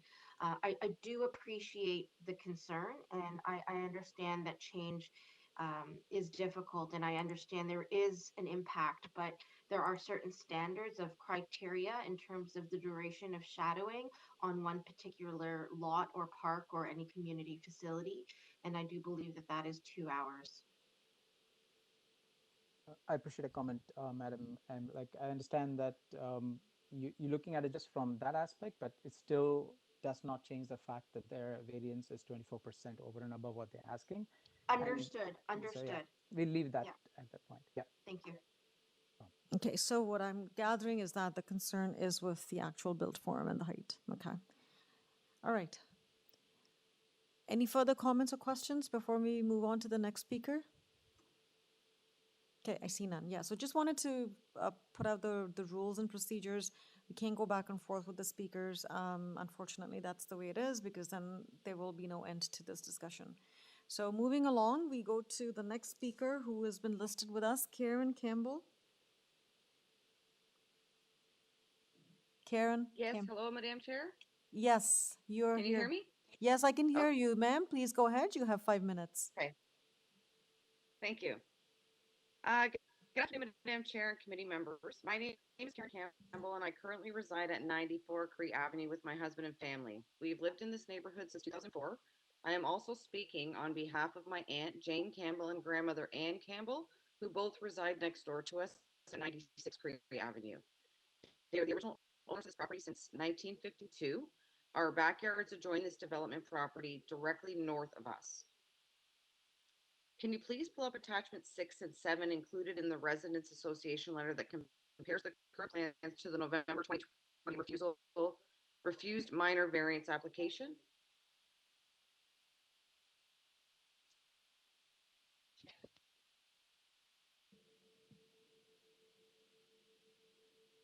Sorry, Karen, can you repeat that? Hello? It's attachment 6 and 7 included in the residents. Hello? Okay, just give staff a moment. Yeah, no problem.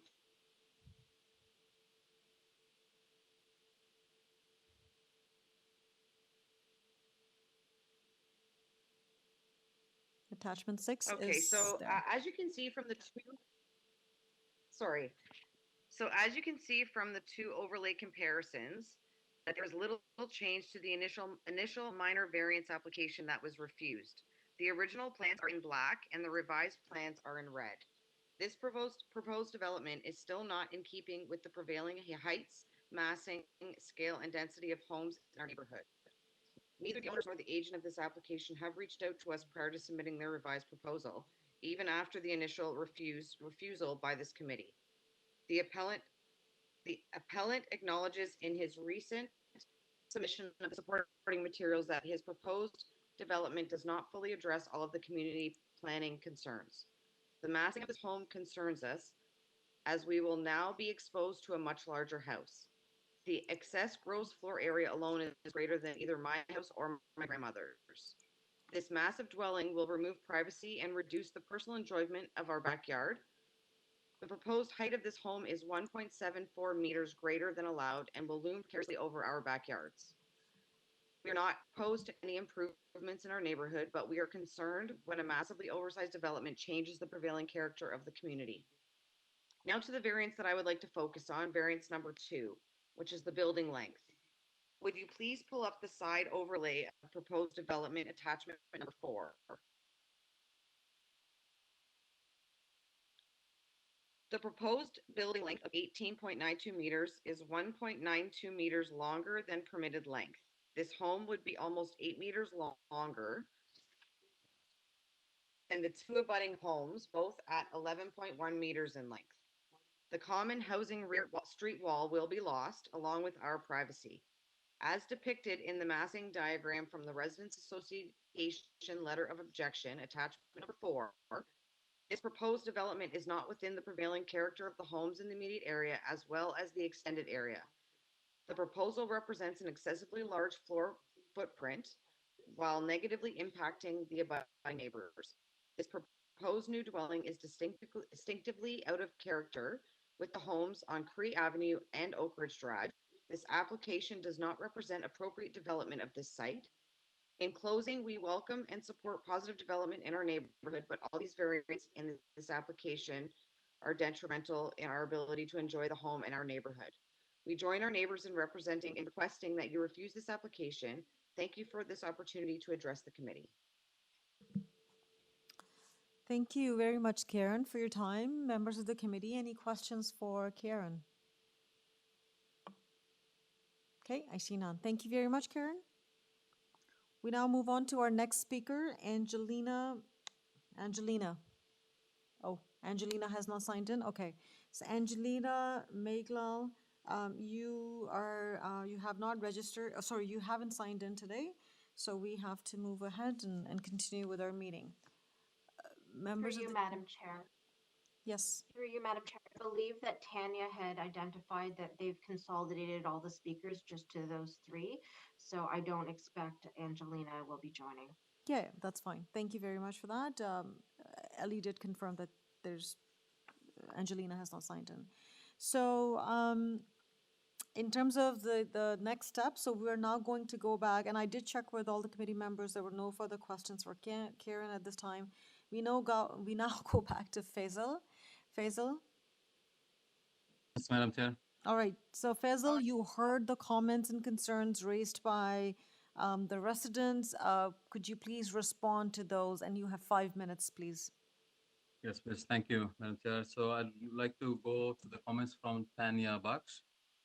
And we spoke to many neighbors, and the chart, FSI and GFA chart she showed, this is unfortunately not correct because we have many other projects there, and those are like not that as per the chart that she showed.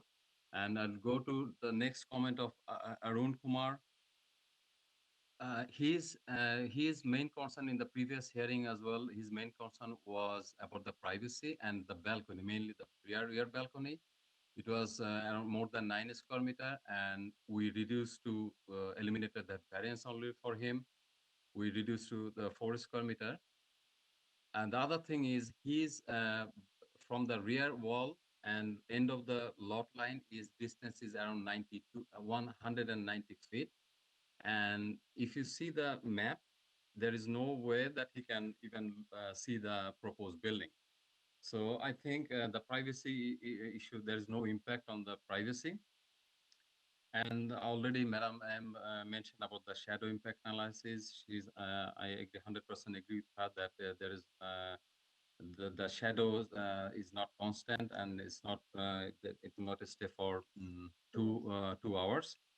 Also, Mr. Arun mentioned about talking to them. I personally spoke to Mr. Arun over the telephone, and when I spoke to him before the first hearing, he was in support, but for some reason he was not in support anymore. I don't know what is the reason, but I personally spoke to Mr. Arun Kumar. Maybe he forgot. And not only Mr. Arun Kumar, our client and ourselves, we also spoke to many people in the neighborhood. It's not possible to speak to everybody. We are sorry about that. We couldn't talk to everybody, but we spoke to them. We told them that we have reduced the variances. And next, Karen. And again, Karen has some privacy issue from the rear wall to end of her lot is around 80 feet, and the proposed building to her rear wall around 190 feet. So we don't believe, we don't think that there should be any privacy issue for this proposed building because it's a big gap of 190 feet. And she also mentioned about that we didn't take any effort to consider the objections, but we can see that we tried our best. We from 13 variants, we reduced 10 variances. So I'd like to tell her that yes, we did.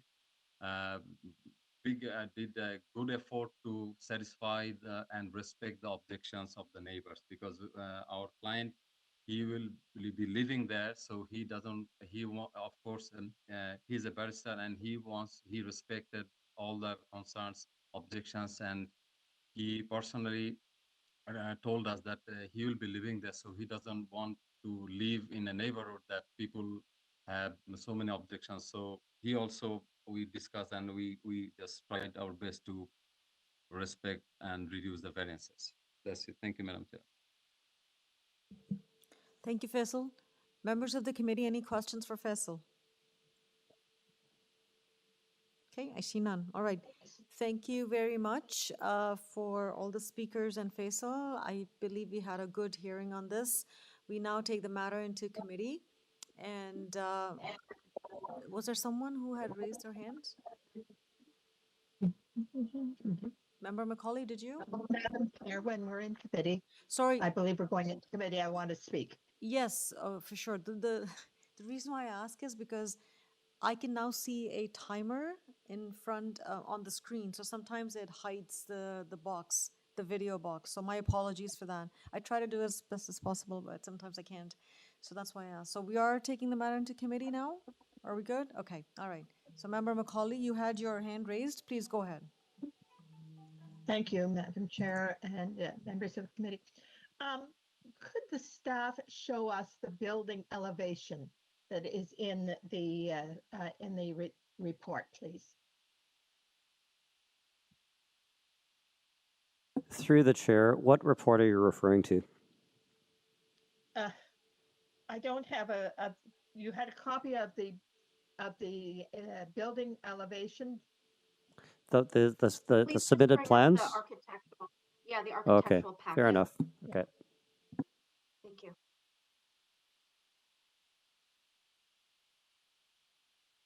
Okay, thank you. That's really what I wanted to say. If the proposal is that this is no longer a 3-story building, that it is a 2-story building, as the applicant has said, but it still is 8.94 meters in height. What we're looking at is not the building that he can build. Our staff have determined that you've got the rear elevation. I was really looking for the front elevation, but the staff have determined that this design is a 3-story building. And so, although I hear the comments from the community and I hear the comments from Faisal, what we're looking at is not that building anymore. The committee doesn't necessarily approve the buildings per se or the design per se. We approve the variances. So let's forget that this is what he was proposing, because it's no longer what he's proposing. He can't build that building. What he can build is a building of 8.94 meters, which is higher than the 7.2 meters. And what he's asking to build, and what he's also asking to build is a building that is at 46% coverage, whereas the approved zoning bylaw only allows 33% coverage. So his proposal is for 317 meters squared versus the Through the chair, a point of Pardon? privilege. There is no lot coverage variance being applied for. Yeah, I was just about to say that it's only FSI, building length, and height. All of the lot coverage variances are now in compliance. Yeah, I just. So we're only going forward. We're only going forward with variances 1, 2, and 3. Member Macaulay, just 1, 2, and 3. Those are the only variances that are before us today. Okay, but maximum permitted floor area really is exactly the same as what would normally have been the coverage. No, that's a different. Numbers. Wait a minute. Let me just explain. The maximum permitted floor area is 279. I have that as a coverage. Forget the terminology. What he is asking to build is 386 meters squared, correct? Correct. That is the GFA of the building. Multiple stories. That's on multiple stories. So you can't make that correlation, Anne, because it's only the footprint that counts as coverage. So it is whatever the main floor is. So you can't translate the floor area to coverage. This is the GFA of the building, not the lot coverage. Yes, I understand. I understand what you're saying, and I've got GFA figures here and coverage figures here, which I believe were from the previous application. So we do no longer have the previous application. What he is proposing to do is build a big house here of 386 meters square, whereas the zoning bylaw allows a house of 279 meters square. Correct. He's also proposing that be a little bit longer than what the zoning bylaw, and he's also proposing that it be higher at 8.94 meters. Correct. We no longer have plans to see what he is proposing because the plans that he showed, he is now identified that he's no longer going to do it. But the issues that the community have of the mass of the building and the height of the building are still there. And on those two items, he hasn't been able to address them at all.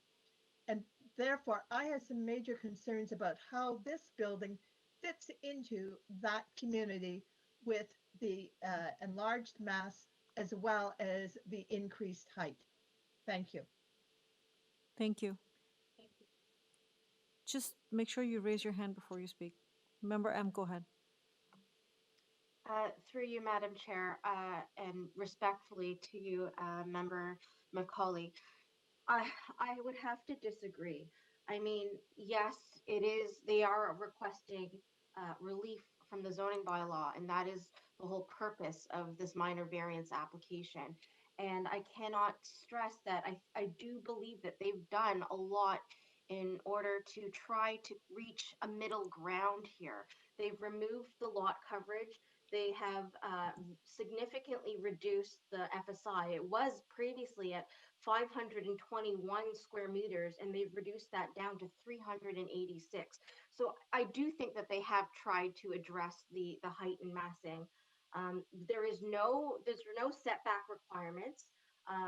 They have reduced the overall length of the building. It was at 21.16, and they're now requesting 18.92. So I mean, to blanketly say that they haven't done anything to address the scale, I think is inaccurate. However, they are still requesting relief from the bylaw to permit more. And we just have to understand, is this more suitable? And in my opinion, I do feel that it is minor. We do have to work with the owner who is going to apparently live there. And while the adjacent houses are smaller, they have within their rights the ability to increase as well within that bylaw. So we can't necessarily directly compare what is being proposed today to what is next door, because it's what is able to be next door is really what needs to be compared to, not what necessarily is existing, because those neighbors could easily build an addition, a rear yard addition to their homes as well, and be well within the requirements. That's just my personal opinion, and I do agree with you on the fact that the plans are inaccurate. So, and that's what's really critical for the general public to note, is that they've put through a lot of effort to try to bring in the plans, the applicant's plans, into SketchUp in order to do all that analysis that they've done. But it's unfortunate because those plans don't accurately represent the variances. So in actuality, the building form that they have brought in to do their analysis is much larger than what would really be put forward if the applicant revised their plans.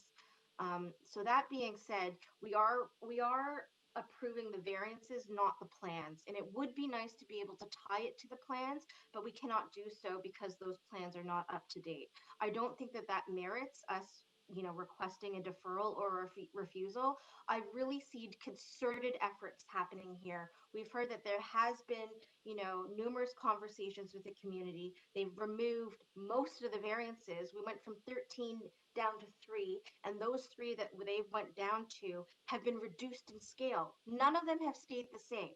They've all been revised. And I really think, we can't just blanketly refuse this person when they have truly tried to work with the community on this one. That's my opinion. Okay, thank you, Member M. Member Saeed. Thank you, Madam Chair, for giving me the opportunity for my opinion. Previously, when this application was considered last year in November, the height of the building was 9.45 meter at that time. And at that time, too, the main concerns of the committee and the speakers were the height of the building and the build of the building. That was the reason the Committee of Adjustment did not approve this application last time. And now this is coming back to us. Yes, there are changes in the height from 9.45 meter to 8.94. It was still a three-story building until a Faisal told us that he is going to withdraw variance number 4 during the meeting. And now this building is going to be, instead of three-story, it is going to be two-story building. My opinion, and I will agree with member M to some extent, that withdrawing variance number 4 will be definitely having implications on the other variances.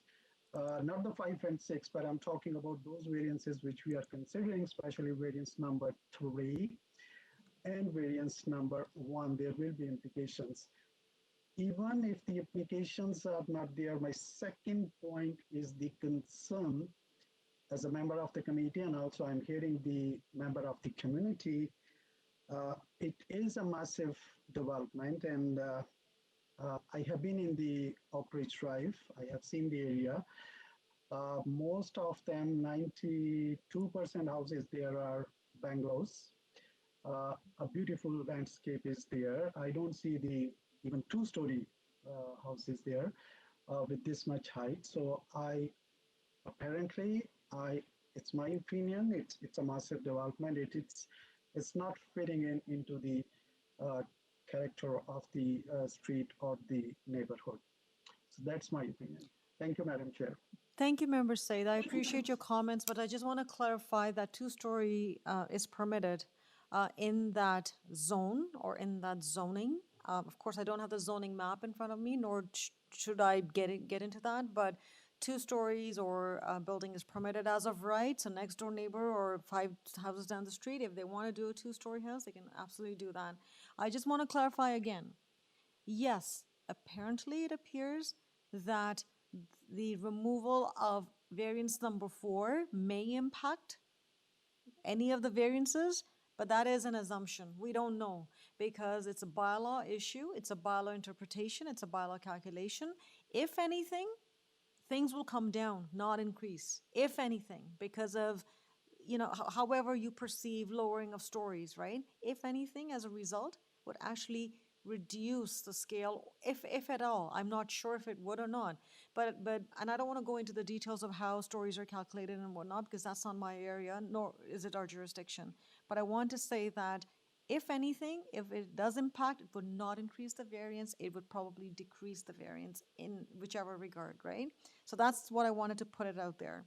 I think we are pretty clear as a committee that we do not approve plans because plans are subject to change and revisions through building permit process, right? So we don't even know, every time we approve a plan, whether that would be implemented the way it is. So that, to me, is a moot point, right? What we have before us are 3 variances. We have to run the 4 tests, again, each of those variances, and see if it meets. And I have a staff member who wants to put in something. Through the chair, you've put that very eloquently. I would just also add that you're right. The variances will not go up. They will, in fact, and they cannot go up because when it comes to a building permit, Toronto buildings cannot approve anything beyond what is permitted by the zoning or the approved minor variance. That is correct. Yes. So again, if I can just say, just as an example, the applicant has removed or withdrawn variance number 4 at his own will on the floor today. That's his responsibility to make sure that when he goes to a building permit, it better be a 2-story building and not a 3-story building. Because if it's a 3-story building, the building department will not issue a permit. Member M, please go ahead.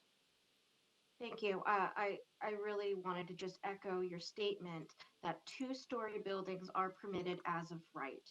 And it would be a shame to deny somebody the right to a 2-story building on the basis that he has removed this variance and we're not sure about how that would impact the other variances. Because as of right, any of his neighbors would be able to come in and build a 2-story building and change the fabric. And so I really I want you guys to really focus on the 3 variances. Like, is the reduction of a couple of meters, like it's the increase of 1.5 meters, really a major variance. We've only got 3 variances before us today. And like I said, it's well within the owner's right to apply for some relief of the bylaw. To be fully in compliant with the bylaw, then there wouldn't be this process. So I really truly think that they have done a concerted effort to scale this back. They've committed to not proposing a 3-story building. That would be a drastic increase to, the permissions on the street and would be a huge impact on massing and scale. But 2-story, it's permitted as of right. Yep. And like Madam Chair said, it's only going to just bring down the variances of the other 2 variances. If at all. I mean, we don't know. We If haven't at done all. the analysis, right? Like, we don't know how it's calculated, how the stories are calculated. But if anything, it's going to bring it down, not increase it. Member Saeed? And further, Yeah. we do not have a negative staff report. And, staff would have identified concerns if they felt that this was not appropriate, not dissimilar to, previous applications. So we've reduced the scale, the number of variances before us. We have no concerns from planning staff. I really don't see the issue here personally. Okay. Perfect. Thank you very much. Member Emma, I'll take the last comment here. Member Saeed. Thank you, Madam Chair. I think we were discussing about the number of stories. Of course, we totally agree and we understand that 2-story buildings are permitted. So that's not the point over here. Variance number 4 has already been withdrawn and there are no more 3 stories. 2 stories are allowed, but yes, the variance of height is still there. And that was my point earlier. I said, yes, the height and the build itself is a question there, which is still there.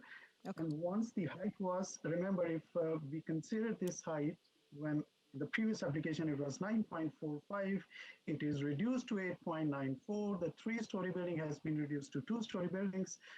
I think if the applicant can work a little bit more, they can also work on the height of the building, which is given right now in variance number 2. If they can work on that, they can work with the neighbors and they can also look into the character of the street as well.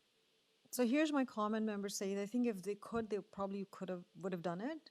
And I think they have. I think Member M has very eloquently pointed out that they have truly demonstrated that they have brought down the variances, eliminated and reduced the scale of if you compare it with the previous proposal.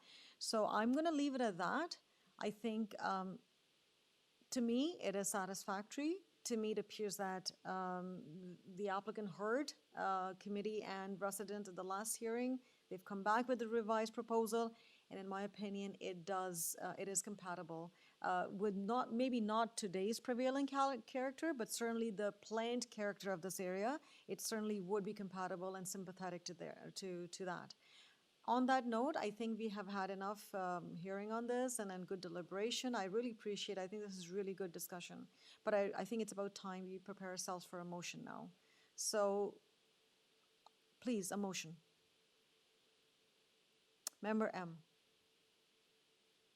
I just wanted to say I do very much respect Member Saeed and Member Macaulay's opinion, and we're not always going to agree on things. And it's not any personal reflection. I think it's just each and individual opinions, and I respect those opinions. That being said, I do think that they've brought forward the best possible revision that they can. They've taken their time to bring this forward. We didn't get this immediately. And if they could bring it down further, I think that they would have. I think this was their best foot forward in order to reach some sort of happy medium between the community, as well as the needs of this person who's going to be occupying this dwelling. I do understand it's very hard to see change, and that doesn't reflect the existing condition on the street. But as the chair had kindly suggested, that there is always going to be mild change that happens in a community, and likely there will be additions that are sought by others in this area, and it may not be reflective of current state, but I do think it's in keeping with the intention of the neighborhood's designation. And with that, I feel it is appropriate to recommend approval of this application, and I'm just checking to see if there is any. There are Okay, urban yeah. forestry. Yeah. Urban forestry conditions. So I do note that there is urban forestry condition number 2. So I do recommend approval of this application subject to those conditions. And I am sympathetic to those concerns heard, but I do feel there has to be a happy medium. It can't, not all of the variances can basically go away. There still has to be needs that needs to be met by that landowner as well. Thank you. Member M, just want a point of clarification. The application is amended. Apologies. Yes, the application as amended, which is variance number 1, 2, and 3 only. Okay, so we have a motion for approval of this application as amended with the removal of variances number 4, 5, and 6. So we only have 3 variances subject to conditions of urban forestry. May I have a seconder, please?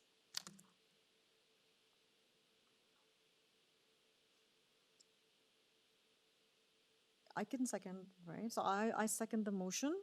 All in favor of this motion? All opposed? So the motion fails. All right, so can I have a new motion, please? Member Said, go ahead. Thank you, Madam Chair.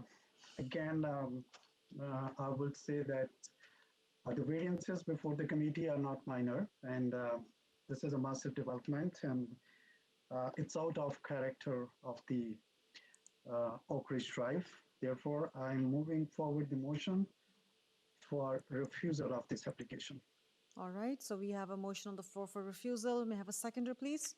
Member McKay seconds the motion. All in favor of this motion? All opposed? So we have 2 members who have opposed, but the motion's carried and the application is approved. Oh, sorry, refused. All right, thank you everyone for listening. We now move to our next item that was held. Madam Chair, I have a conflict with this item and I will be excusing myself. And that is item number 15?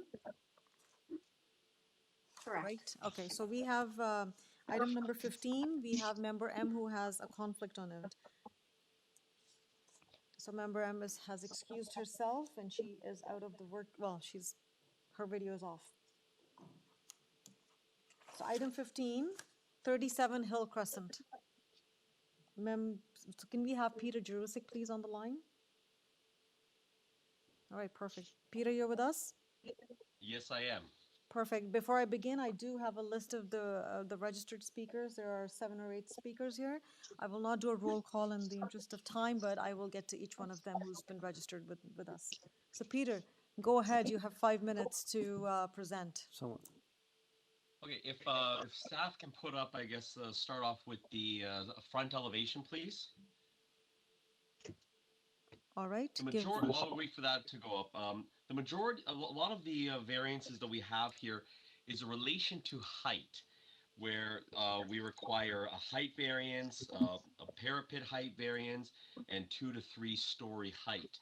Now, in looking at the plans themselves, I'm waiting for the staff to put it up, but if you guys have it in front of you, then the committee can look at it individually if you have it. Sure. Yeah. So The staff is issue trying that to we bring have it up. Staff is trying to bring it up, but Peter, which one do you want us to review? Front elevation. Front elevation. Okay, perfect. Yeah. Go ahead. So the height issues here are a technical height issue. We're familiar with rear walkout properties. We're familiar with front walkout properties. I would say this property is almost like a side walkout property. When we look at this front elevation, the grade on the right-hand side, it's actually the ground floor is within the grade. So that dashed dot line that's just below the grade line there on the first floor on the right-hand side of the building, not the garage side, the right-hand side, the grade's actually higher than actually the first floor. We're coming down on a large hill here. So when you see the actual garage doors, I have a retaining wall at the side that we actually have to cut into the hill to allow the garage doors to line up with, to be able to enter from front street. Now, just below that garage doors is the established grade.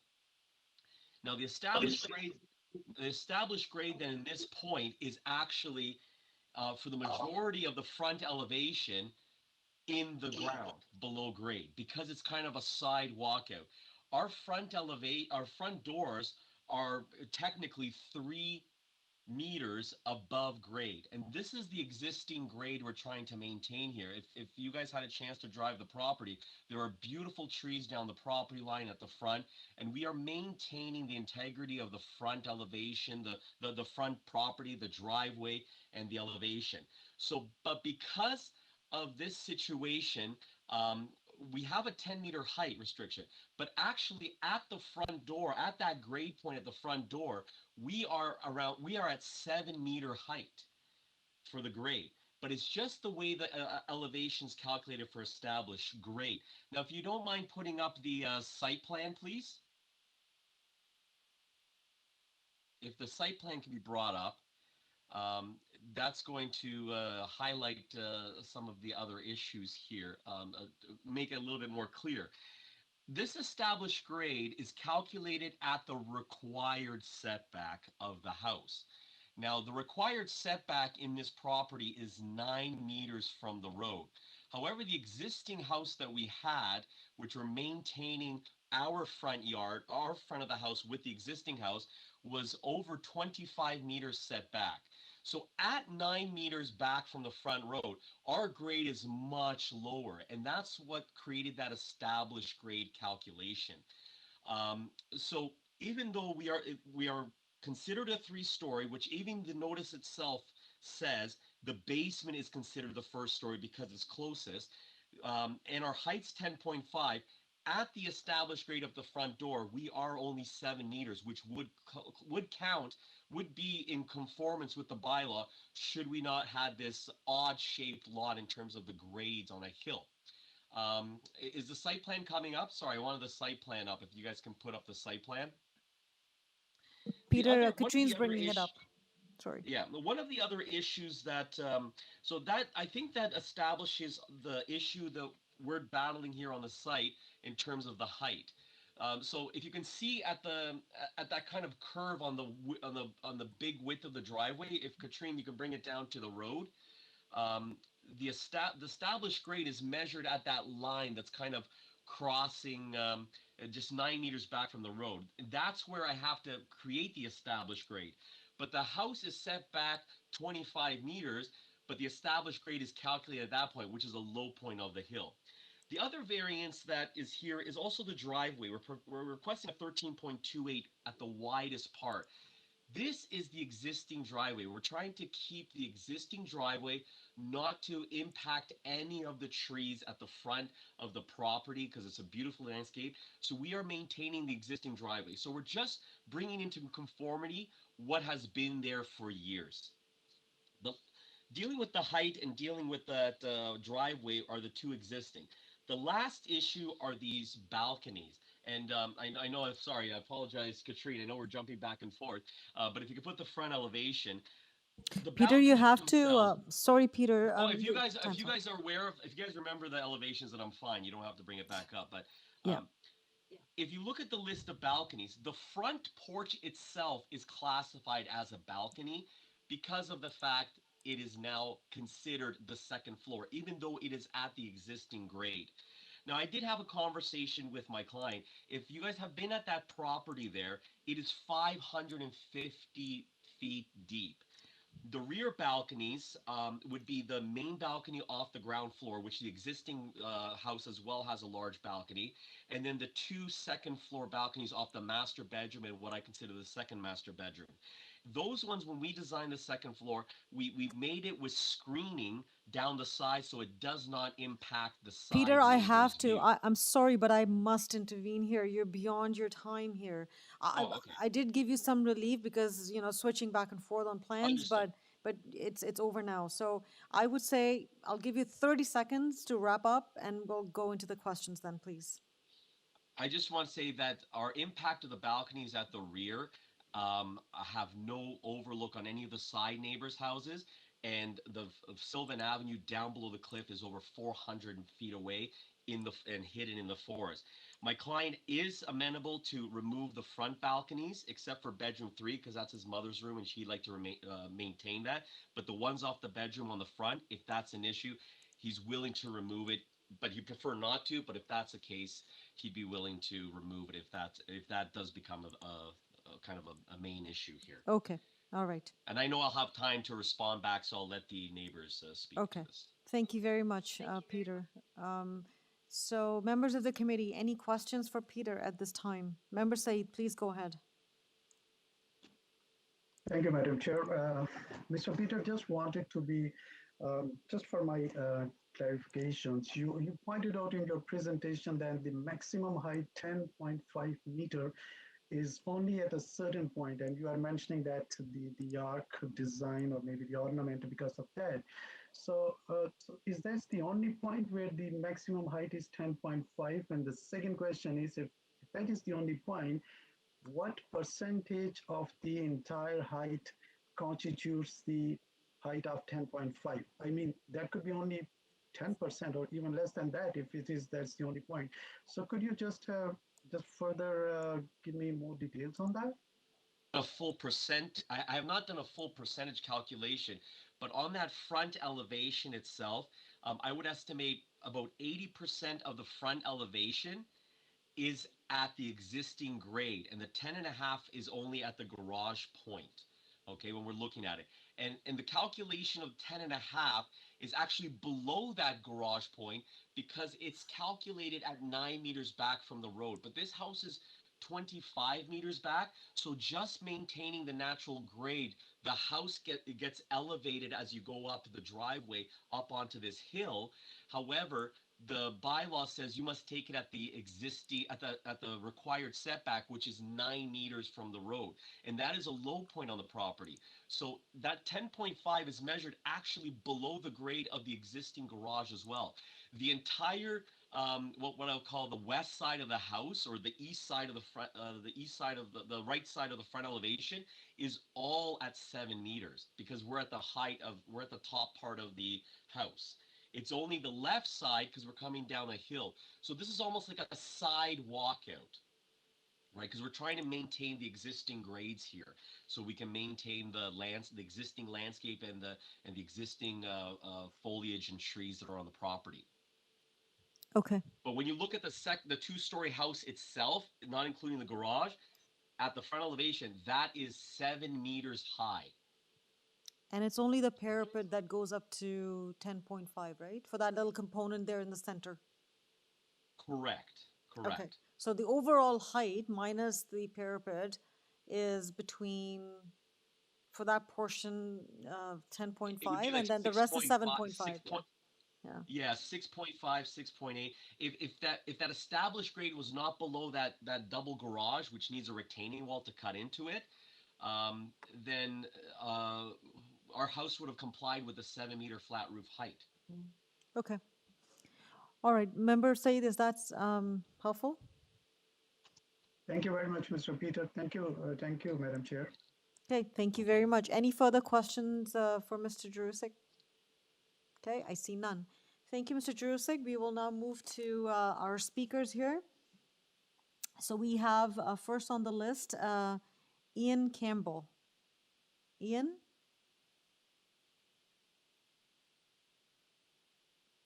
Are you with us, Ian? We can see you online. Staff has confirmed that you're online, but can you unmute or try? Yes. Oh. Can't hear you. Sorry. Can you hear me now? It's better. Okay. I will move closer.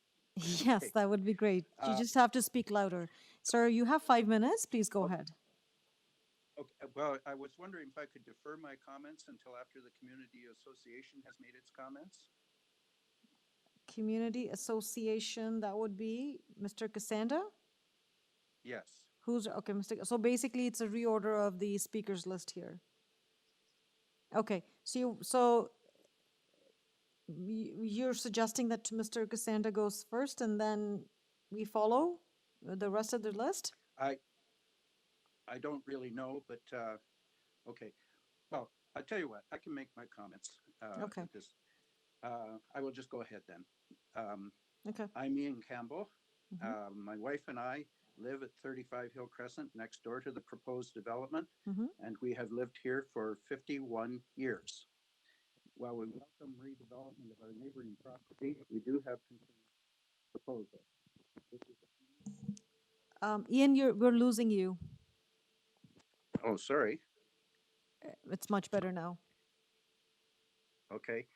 This is a community of single-family homes, but this proposal pushes the boundaries of a single-family home in our community. At almost 13,000 square feet on 3 floors, it will be, by my estimate, almost twice the size of the next largest home. It has features more similar to an apartment building than a single-family home. An underground parking garage, elevator, multiple balconies on multiple floors, front and rear. Balconies are an attractive feature in an apartment building to give occupants in a single unit access to fresh air, but it is unclear why a single family home would require large balconies off each of the bedrooms. It is not consistent with the surrounding community, and it's confusing. The number of variances, which are a result of exceeding height, and the number of stories by law limitations are indicative that this proposal exceeds community norms and expectations. Just in comment to the architect, on the east side of the property, I believe that you have about a 60-foot wall that will be 10.5 meters high, facing our neighbors to the east of this property. So that is quite an imposement right on their lot line. We would welcome a proposal which was more consistent with community norms, but in its current form, we have serious concerns and urge the committee to reject the requests. Thank you. Thank you, Mr. Campbell. Appreciate your time. Members of the committee, any questions for Mr. Campbell? And you have a question? Okay, all right. No, I couldn't see you because of the clock on the screen. That's okay, no problem. No problem, Katrine. I know it's challenging. All right, so we move on to our next speaker, who's on our list, Margaret. Margaret, are you with us? Yes, I am. Can you hear me? Yes, I can hear you. Please, Margaret, go ahead. You have 5 minutes. Thank you. Good afternoon, Madam Chair, committee members. My name is Margaret Toyajic. I live at 46 Hill Crescent. It has been my home for the last 20 years, along with my husband and our 3 daughters. I am here with my neighbor, Jillian Gilmore, to voice the concerns of neighbors that we spoke with while collecting signatures for our neighbor letter of opposition, who would be impacted by this proposal. Others wanted to speak against the proposal, but were not comfortable with this web format. Could staff please bring up the front view from the street of the images submitted and leave this up as I speak? 66 people have signed the neighbor letter of opposition to oppose the requested variances for a 3-story dwelling at 37 Hill Crescent, including immediate and surrounding neighbors. Our neighborhood community is diverse and inclusive, with families from all over the world. We spoke with young families, retired seniors, working couples, and students, a real cross-section of people with a wide range of incomes and ethnic backgrounds. All expressed dismay at this potential change. Many commented, why couldn't the new dwelling be built within the generous existing bylaw? Why cut down so many trees and impact the fragile ecosystem? Oversized homes remove healthy tree canopy, reduce privacy, and change the very elements which make this neighborhood so beautiful to walk through. This house is not in keeping with the prevailing heights, massing, and scale of houses in our neighborhood. Can staff please put up the south back elevation and leave this up for the duration of my presentation. The permitted height of a flat roof is 7.2 meters, whereas the applicant seeks a height of 9.33 meters for the main roof that's beyond the maximum height of even a peaked roof, and 10.5 meters for the raised roof, and that's 3 meters or 45.8% taller than permitted. This would be unlike anything in the neighborhood. This is not minor. The permitted number of stories is 2. This has been evaluated by zoning as a 3-story building. This is clearly shown in the south and east views as 3 stories above a basement. It is not in keeping with the neighborhood where the homes are 2-story split levels or bungalows. This will both tower above 2-story homes to the east and dig deeper into the earth than any other home in the neighborhood.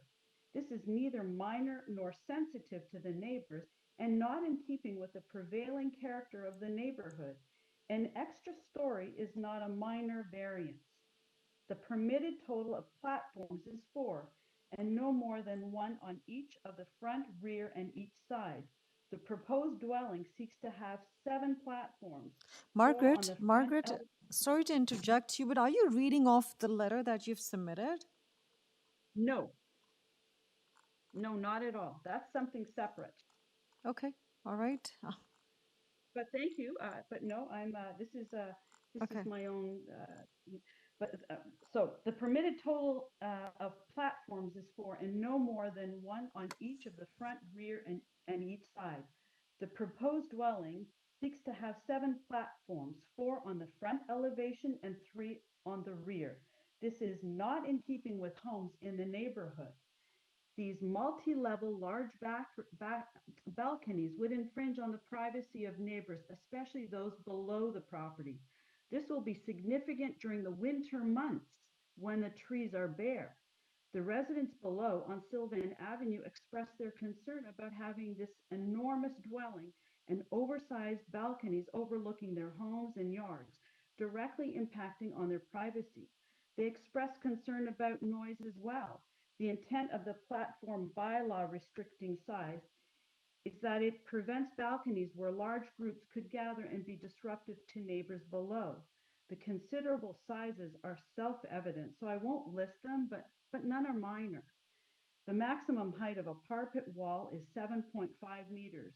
The proposed parapet wall seeks a height of 10.5 meters, 3 meters or 40% taller than permitted. This is not minor. In conclusion, this application will set an unwelcome foothold within Margaret, the neighborhood of Margaret, your time's up. Would you please start wrapping up? Oh, I'm concluding. Yes, yes, Madam Chairman. In conclusion, this application will set an unwelcome foothold within the neighborhood for oversized development.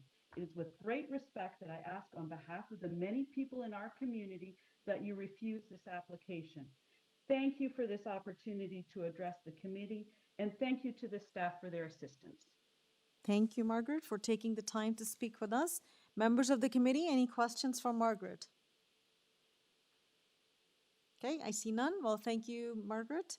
We will now move on to our next speaker, Jillian Gilmore. Jillian, you with us?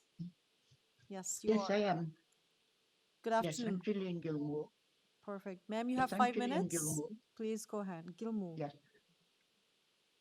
Okay, I won't take very long. I am Gillian Gilmore and I live at 42 Hill Crescent, just a little down the hill from the proposed dwelling at 37 Hill Crescent. In November, I will have lived here for 50 years, and I'm here to object strongly to the proposed house at number 37. For a number of years, houses that have been sold near here, many of them small bungalows, have been replaced by enormous buildings, regardless of the fact that they disturb the water table and destroy the tree canopy and wildlife habitat.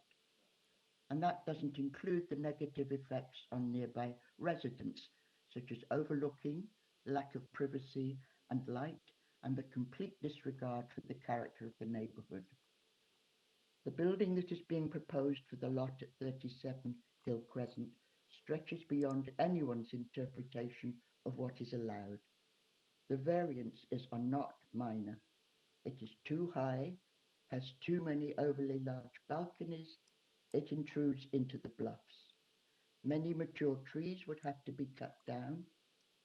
I hope you decide that such an oversized dwelling is unsuitable and inappropriate for this neighborhood.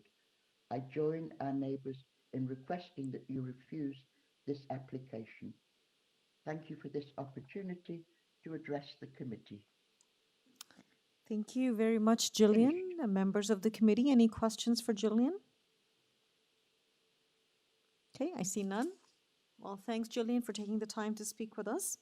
We are now going to move to our next speaker, Greg Bond. Greg, you with us? Good afternoon, Madam Chair. Good afternoon, Greg. Members. You have 5 minutes. Yeah, Please go ahead. Okay, I'll be short and sweet.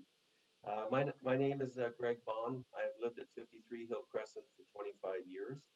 In 2018, my wife and I completely rebuilt and modernized our home from the ground up. It is a 2-story bungalow with over 4,500 square feet on each floor.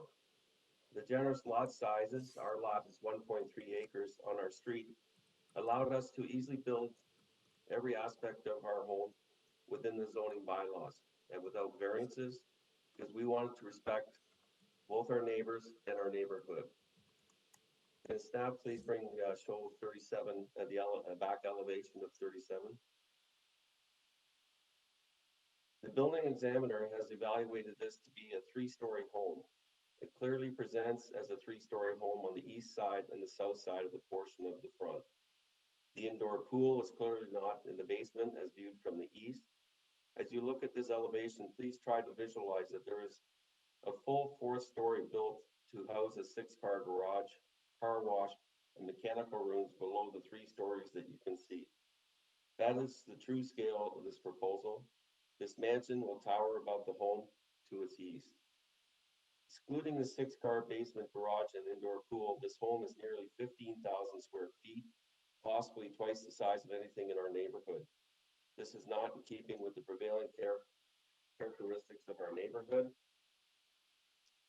Finally, and I think most importantly, you should note that Councillor Ainsley has written a strong letter of objection on behalf of his constituents. Councillor Ainsley is quite familiar with our community, desires to not have its bylaws rewritten one at a time by projects like the one proposed. Home design should respect the community's bylaws. Some neighborhoods are zoned for 3-story homes. However, we do not believe there is a community support for changing the bylaws to make this neighborhood a 3-story. This proposed development does not fit into the prevailing character of the neighborhood and the fabric of our community. There have been several developments through the neighborhood, which, including mine, have been built with success results and are within generous zoning bylaws and also maintain the official plan. I join my neighbors in requesting that the committee refuse this application. I thank you for the opportunity to address the committee. Thank you, Greg. At this time, for all those who are listening and online with us, there is an announcement by staff in terms of some technical changeover here. Just bear with me. Until that is sorted out, maybe we can take advantage of this time. Members of the committee, any questions for Greg? Okay, I see none. All right. So there are no questions for Greg, and we have 3 more representatives or speakers left to speak, but staff is going to make an announcement here. For all the YouTube viewers, we will have to terminate this morning's session in the AM. We will then begin a new YouTube session shortly. If you can please log on to the Committee of Adjustment Public Hearing Scarborough June 23rd, 2021 PM session. It's part 1. So that would be the C of A Public Hearing Scarborough June 23rd, 2021 PM session, part 1. Thank you very much for your patience. Through the chair, I suggest maybe a 2-minute break while we switch streams. Sure, thank you. So we'll give a couple of minutes for all the YouTube listeners to switch to the PM Part 1 session for today's hearing. Thank you.